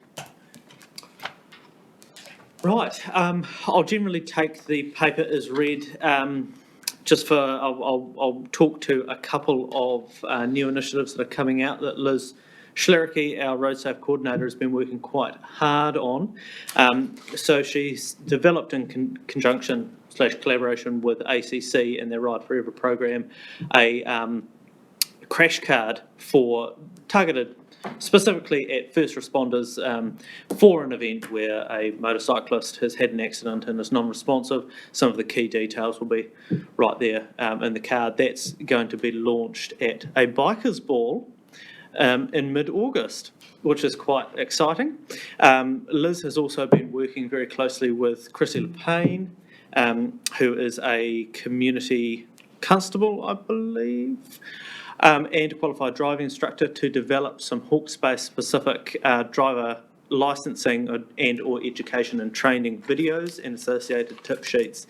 So you'll see those in the appendices to the paper, which are quite exciting and are going to be launched through a variety of channels soon. The rebrand process is going very well. We've landed on a visual identity come wordmark and associated colours, and we've also landed on 4 key campaign families, and I've provided you with an example of each of those 4 families in the Road Safe appendix as well. So happy to pause there and take any questions. Questions for Bryce on road safety? Thank you. Now, Bryce, I understand from my recollections of the last meeting, that the road safety program's being built up sort of from the ground level at territorial authority, in that sort of model. Where's that at the moment in terms of building that up? So Central Hawke's Bay is quite well advanced, which is good. We're sort of just chipping that off at about an hour every 2 or 3 weeks. Admittedly, other TA progress has been slower than anticipated, largely due to the fact that a lot of staff time has been redirected to response and recovery efforts. There's also been a range of staff changes in some TAs as well. However, we are working quite feverishly to get a bit of momentum back into the strategy development. I should point out that all of the TA strategies are developed to a point. So it's not just some blank slides with nothing on them. There's definitely content there, there is momentum there, there is a lot of citizen evidence and insight that we have already captured and we will continue to capture. And I guess the other important thing is, along with the RLTP development and the continuous programs that are being developed for, or draft programs rather, for submission to Waka Kotahi by the end of August. There is also the road safety activity list that is being developed for the next National Land Transport Fund period. So a lot of the activities that are being drafted up for inclusion in that list are coming from this strategy. So we're looking at ways of being a lot more proactive and a lot more responsive, both regionally and within districts and communities. And also building in that flexibility into the actual activity plan itself. So working actively with Waka Kotahi on what that might look like, because it's not a, not a set activity as such. Very much. Any other questions or comments? Right. If I may, is that all right? Go for it. Just to make the point, this is great, sorry. Next week is Rail Safety Week.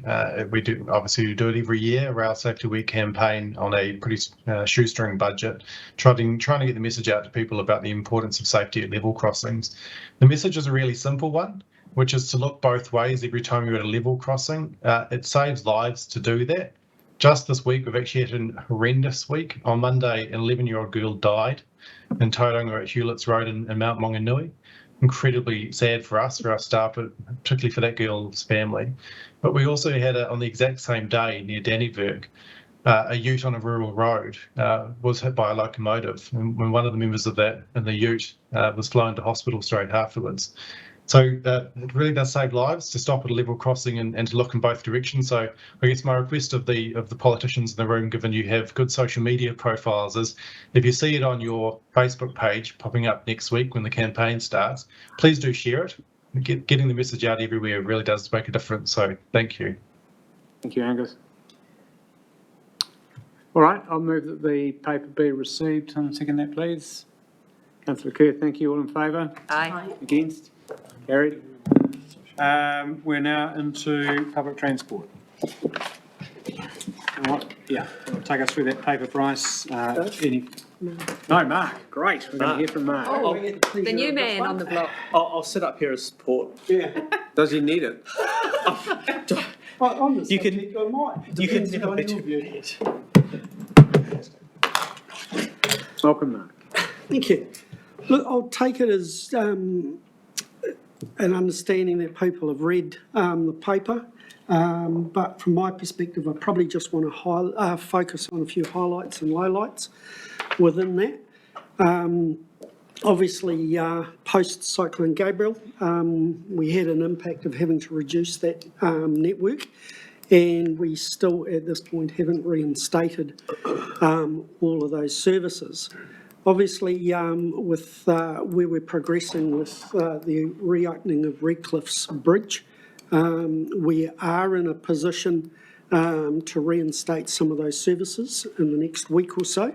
I'm working heavily with GoBus to what that means. Being honest, it will mean probably a review and a rejig of a few timetable extensions in there from 20 minutes back to half an hour, and not a reinstatement of all current services. But it will primarily fix some of the connections around our DHB challenges and things that have been a noise in the media as of late. As far as stage 2 of that, to reinstate further services, that comes with its own challenges, some of which you pointed out before around some appetite for wage realignments for bus drivers, but equally part of that challenge is also around the recruitment process and what that takes, which is once we're in a position to even consider from a funding point of view, there is at least another 8 to 12 weeks of a licensing process in that to be able to establish and put more drivers into the network. Probably, I think the other one is just probably worth touching on there is the statistically our My Way program has been a success from a patronage point of view over the period of that, but it certainly does come at a financial cost and burden to do that. I would also probably point out that the opportunity to do a similar operation in Napier will be cost constrained to achieve that. All right. Look, thank you, Mark. I just want to, again, I've taken the licence to do this as chair a little bit today, but public transport, as I know, has exercised Katrina's mind and Bryce's before Mark's arrival. It's just been such a difficult part of our overall activities for so many reasons. In recent times, compounded by Cyclone Gabriel, we have bus driver shortages. You have the constraints through Waihoki Bridge, meaning that we have such congestion on the expressway that we can't, ironically, put on public transport as an express, which would actually take some of the congestion off it. We've had indexation where our budgets have been stretched way beyond our long-term plan assumptions to ensure that we're delivering the funding we're required to through to GoBus. It's just been really challenging and I think frustrating. I'd like to acknowledge the incredible hard work that Katrina and her team have done in trying to keep a fleet of buses going as best they can. But the reality is it just hasn't been good enough for what we would really want to be able to put on. And that's why this next public transport plan is so important. I just hope we haven't alienated our communities so much in the meantime, but the ability for people to get, if Councillor Foley's his phone is ringing about river gravel all the time, my phone is ringing about, this is just unacceptable. And I'm getting that from disabled communities, from elderly people, from MPs, you name it. And we're really, really conscious of that. But there's just some rock hard constraints we've been operating within.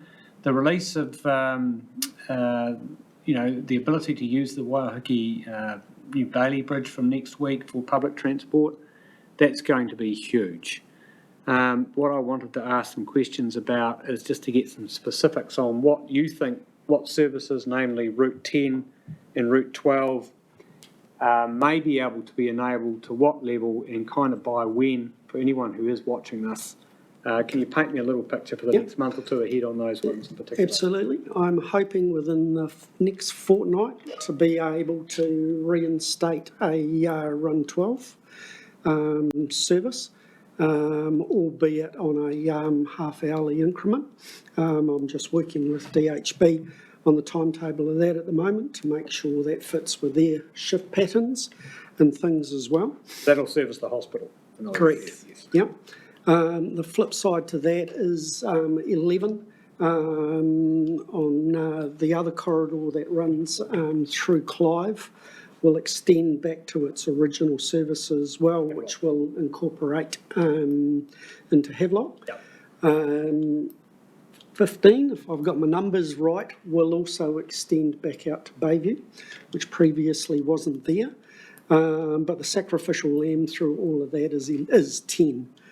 But part of that is to establish where we're at with a shift continuity from a time perspective and see what that does with changes in traffic flows on the expressway before we can reintroduce that service with any form of timetable.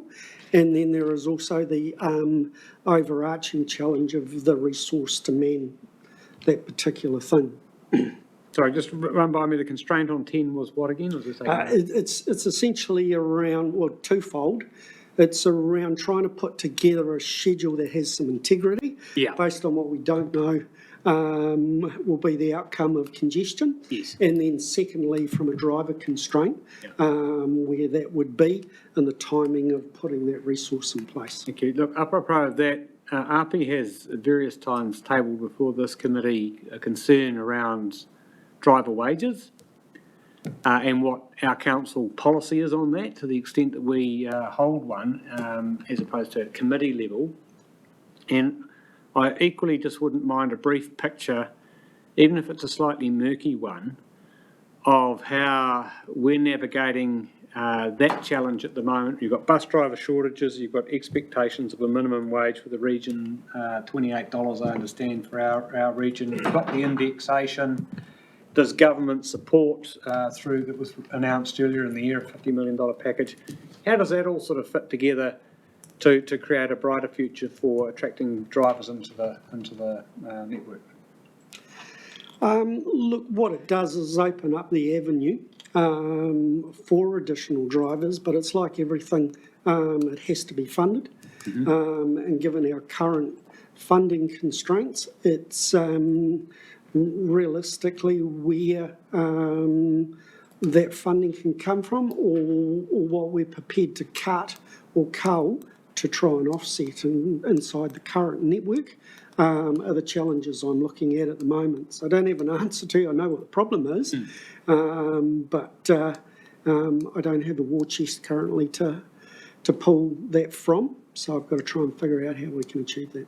Perhaps Linda could assist with how that government funding package aimed at bus drivers is intended to fit alongside our funding provision within our long-term plan and the indexation issue. Thanks, thank you. So through you, Chair, I think I can actually. There is funding available that central government have provided to local authorities for their local share, so to increase driver wages to $28 an hour, and this is murky, so I'm doing this off the top of my head. I'll do it as best I can. To increase driver wages, I think in the regions to $28 an hour, Waka Kotahi have provided funding that would enable councils to access that for their local share, but in doing so need to be able to demonstrate that they have made a voluntary uplift in those wages already. Right. It wasn't, Hawke's Bay Regional Council has not done that since 2021 when we increased voluntarily driver wages to the living wage. GoBus themselves have made additional increases to driver wages, and so we are working with Waka Kotahi and GoBus to identify what uplifts have been made at what point, and can we use those uplifts either by GoBus or HBRC in 2021 as an argument to leverage the funding. That is at the moment a live discussion. Yeah. We are doing everything we can, as we all are around this table, in every aspect of transportation, to leverage every bit of funding we can to enable our operator to pay their drivers more so that we might get more drivers. Well, thank you again. And I knew some of the answers to those questions, but I did want to draw them out for the benefit of the committee and for the benefit of any members of the interested public, including our public transport users, to really understand some of the challenges we're facing and how we're trying to work through them as best we can. Are there any other questions, observations from members of the committee? Councillor Price. Couple of things. It's great to see the bus route to Bayview because they're screaming for it, so it's really good. And it's great, you stole a question to the EIT bridge public transport starting up. The only other question I have is how serious is the damage to Myways in Napier?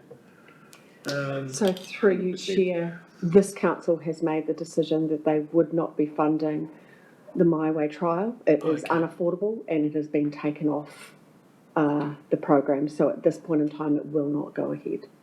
Not this year anyway. Sorry about that. Not this year. It's Tissues with that answer? simply unaffordable. Yeah, the official wording that I negotiated was deferred until funding can be confirmed, not abandoned, all right? And it does give us a chance to think about what we've learned from Hastings and how we might integrate, if we can, My Way alongside our new public transport frequency versus coverage model.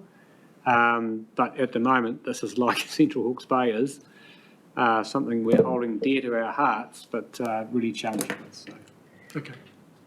Also through you, Chair, I would encourage you all, as we go through the development of our RLTP this year, to then think about how we ensure that every program we put into our RLTP is multimodal, and how we achieve that.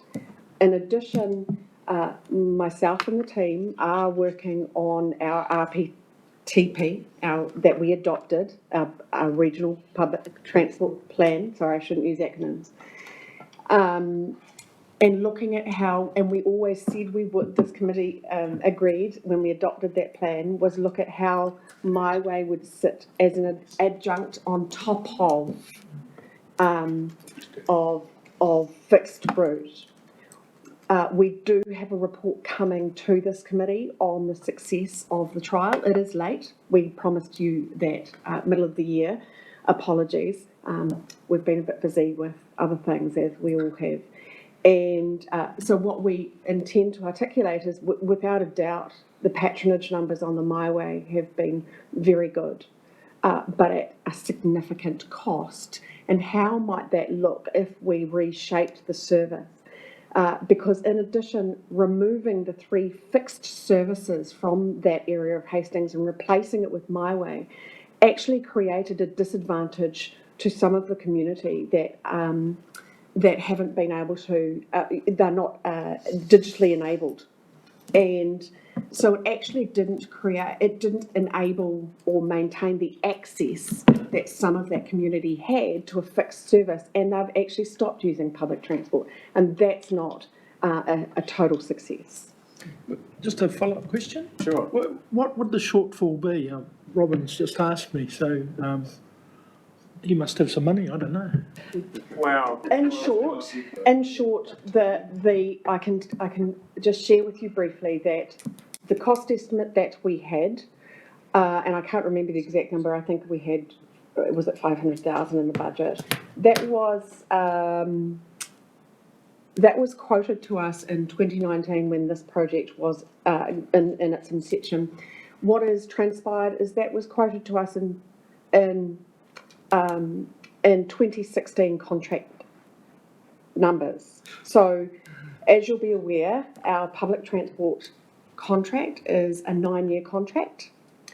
And so the contract numbers that we have received did not include indexation to 2019 or in fact to 2023. So we would need to backdate those costs to incorporate all the indexation since 2016. So the numbers we have are outdated. We don't know what the new figures are. But for the My Way trial in Hastings that's replaced the 3 fixed services, it is approximately double the cost of the provision for 3 fixed services. My numbers, Keith, would help you, is that we had about 2 million earmarked for the Napier trial, might have been per annum, and after we'd done everything else that we had, we only had about 500 left. I think it'd probably stop now. Yeah. Okay, so I'm going to move that this paper be received. I'll move that, Mr. Chairman, but just... You want to speak? Yes. Yeah, kia ora, Mark. Thank you for your presentation and welcome aboard. once the number 12 opens up back to Hastings and back to Napier, I know there's a shortage of drivers right now, and we're going to need more drivers when that happens. So it's good to hear Katrina's remarks about the possibility of that extra funding. A few weeks ago, I was reading about the Gisborne District Council, how they pay their drivers $28. And I thought, well, there's some hope for us. Yeah, so kia ora. Brenna Happy, if you'd like to move the paper be received, I'll second it. All in favour? Aye. Anyone against? Okay, we're now going to hear from our advisory representatives. Now, Rob, you've been sitting there patiently throughout the meeting, and you're the newest new group to the table. Hawke's Bay Airport. Rob, if you're there and can hear me, would you like to share any update you've got from the airport perspective?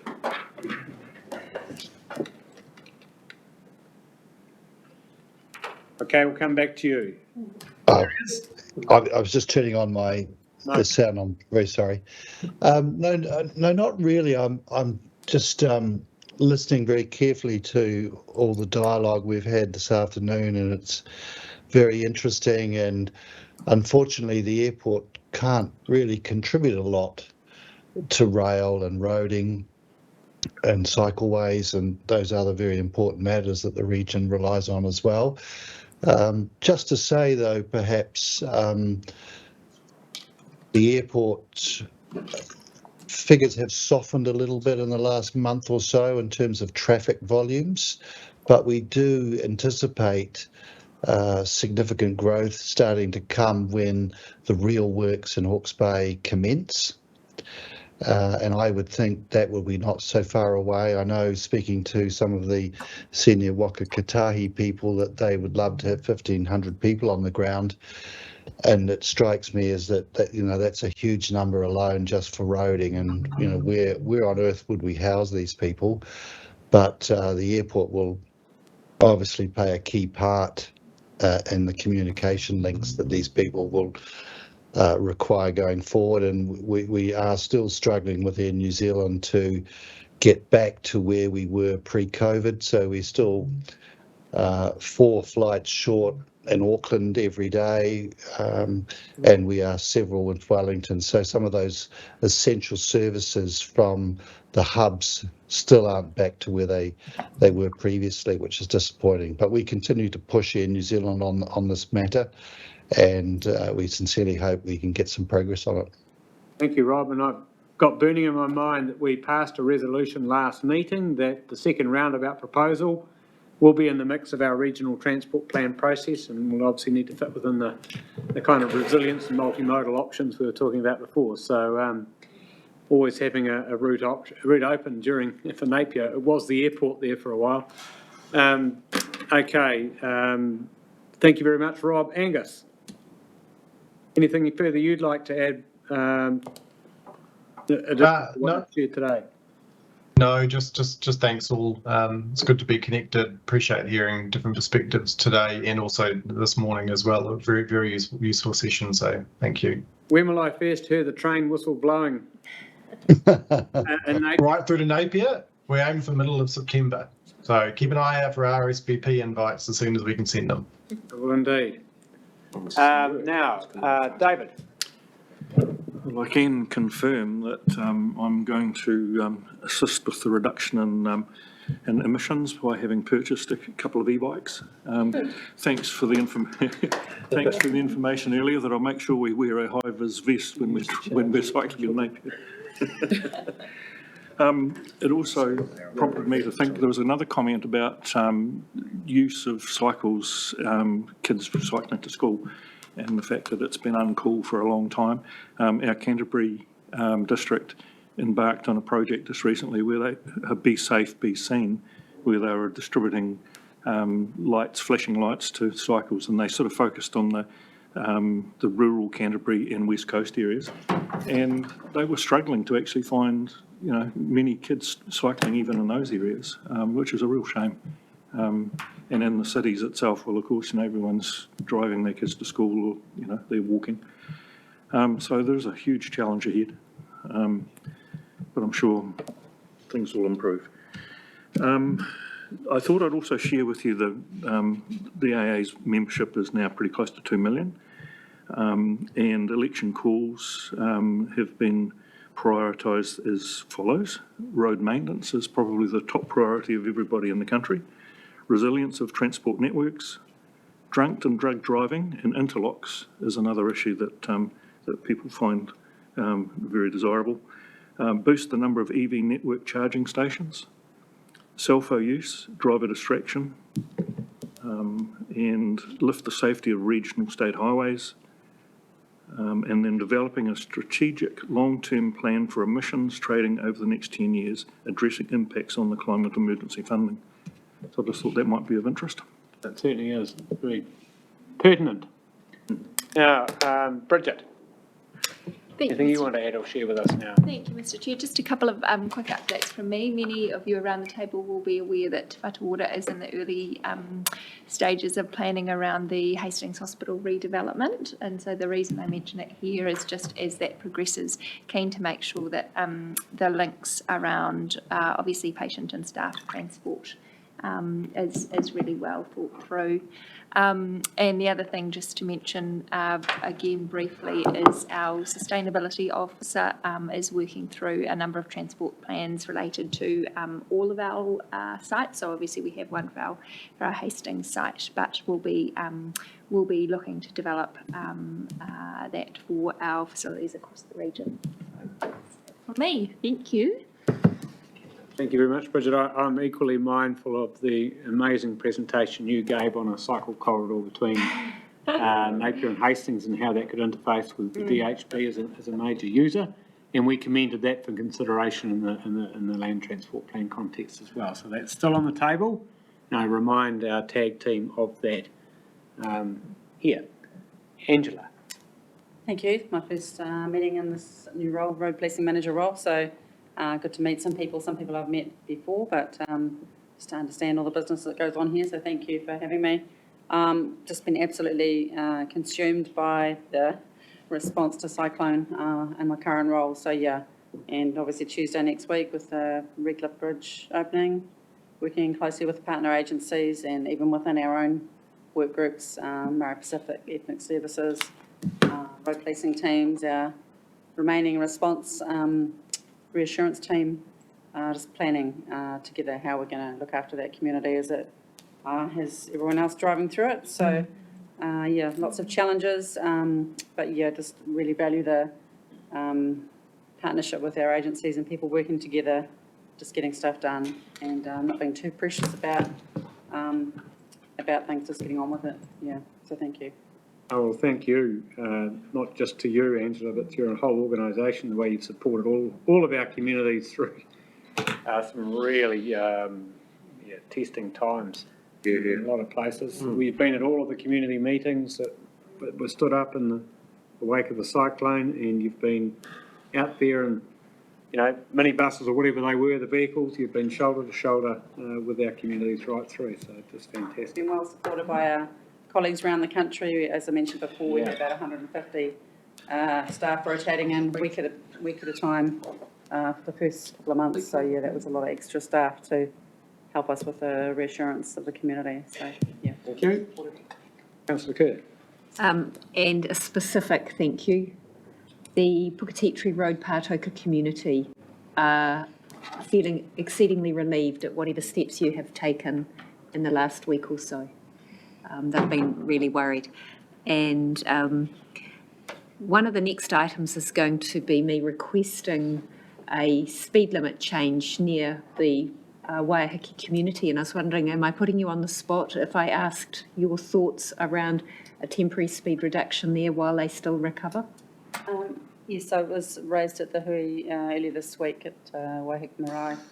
I remember the community mentioned had some family had actually passed away in the past on the roads nearby, and was concerned, and I've even had an email from Acting Inspector Caroline Martin today from Hawke's Bay, just indicating that there is some concern from the community in Omahu about potential speeders in the area as people know that the bridge will be opening. I guess it might be a pinch point. A lot of what we don't know is going to happen is driver behaviour. And I guess the Hastings District Council, Craig too, spoke to it the other night. Yeah, we're just wanting to really do what we can to make it safe for everybody. So if that means a speed limit reduction, I'd certainly support that. It's not my road to reduce the speed on, but certainly the community reassurance aspect, we've been supporting that with other roads that have been impacted. If I go back to Esk, obviously Wakakatahi had a 30k limit for quite some time. A lot of other roads have had lower reduced speed limits. And our view is that's actually a really safe thing to do in a transition time. You're going to have people that are making turns down roads that have been closed or having to think differently on their journeys. So when there's change, we want the community to be safe. So yeah, I don't know how hard that is to do the changes, but certainly from a road policing perspective around safety, it would be supported. Thank you very much. Well, I'm going to move that the advisory member reports be received. Could I have a seconder, please? Thank you, Mayor Walker. All in favour? Aye. Anyone against? Carried. 2 minor items. You've got 2.5 minutes on each one. I'll make it shorter. My request is to NZTA, given the Korokipo Road State Highway 50 running from the Redcliffe Bridge or Links Road intersection through to Omahu, is still very much a recovery zone. The form of the road is still damaged and there's still things that are happening from a community basis. Mayor Sandra has written to Linda directly, so my request is temporary speed reduction there, Links Road, from Links Roundabout to State Highway 50 intersection, and then from Waiheke Marae through to Omahu, please. As soon as possible, preferably before the road is opened on Tuesday. Right, the rules are that we're not supposed to have anyone else engage in a minor item, but as chair, I believe I'm allowed to dispense with standing orders. Excellent. Does this, can any immediate response be given to that now, Linda, or would you rather go offline with Tanya and Mayor I Sandra? won't be able to give an immediate response. My only response would be putting in place a temporary speed limit. It's not generally a straightforward process on that timescale. Roadworks. We've received a letter. Potholes? All right, the point's been made. Thank you. My second item? Yes, second item, please. I'd like to refer, if I may, to Linda on this one as well. Horizons Regional Land Transport Plan, I understand they've asked us if we would be able to give them some support and input, and I think it could work the other way, that we can seek some advice from them as well, especially around the wording they've used for maintaining their current network. Please. All right, can you flesh that out a little bit more? Or? So there's an 11 August deadline for something, isn't there? Is it a submission deadline? Yes, sir. Sorry, through you, Chair. Yes. Again, Yep, they have reached out to both Hastings District Council, I think, and Hawke's Bay Regional Council, and asked that we make a submission. So officers can make a submission and engage in that process, but it wouldn't be able to be brought back to this committee. But the purpose of the submission is to support interregional connection. Do you want to just tell us the key point of the submission would be? That. Right. Okay. All in favour of interregional connection. I think that's the meeting agenda completed. It's been a huge day. Thank you to the staff. Thank you to our councillors. Thank you, Mayor Walker, for coming up and bringing the issues that are really troubling you to our attention. It was just so important that you had that opportunity, and I'm very grateful for your time and taking it up. So, to everyone who's been here and participated today, thank you indeed. I think we've got through quite a lot of work. I'd like to ask, if I can, hand it back to Api to close us with karakia of your choosing. Thank you, Mr. Chairman, and a big mihi to everyone who have attended our meeting. Mauri ora tātou. Inoi tātou. Mati atu a tātou e manaki e tiaki. E rahi rota tōna rangi maari e tēnei rangi me ngā rā e heke mai nei. Nā reira, descend upon us the grace of our Lord Jesus Christ, the love of God, the fellowship of the Holy Spirit, now and forevermore. Amen. Amen. Okay.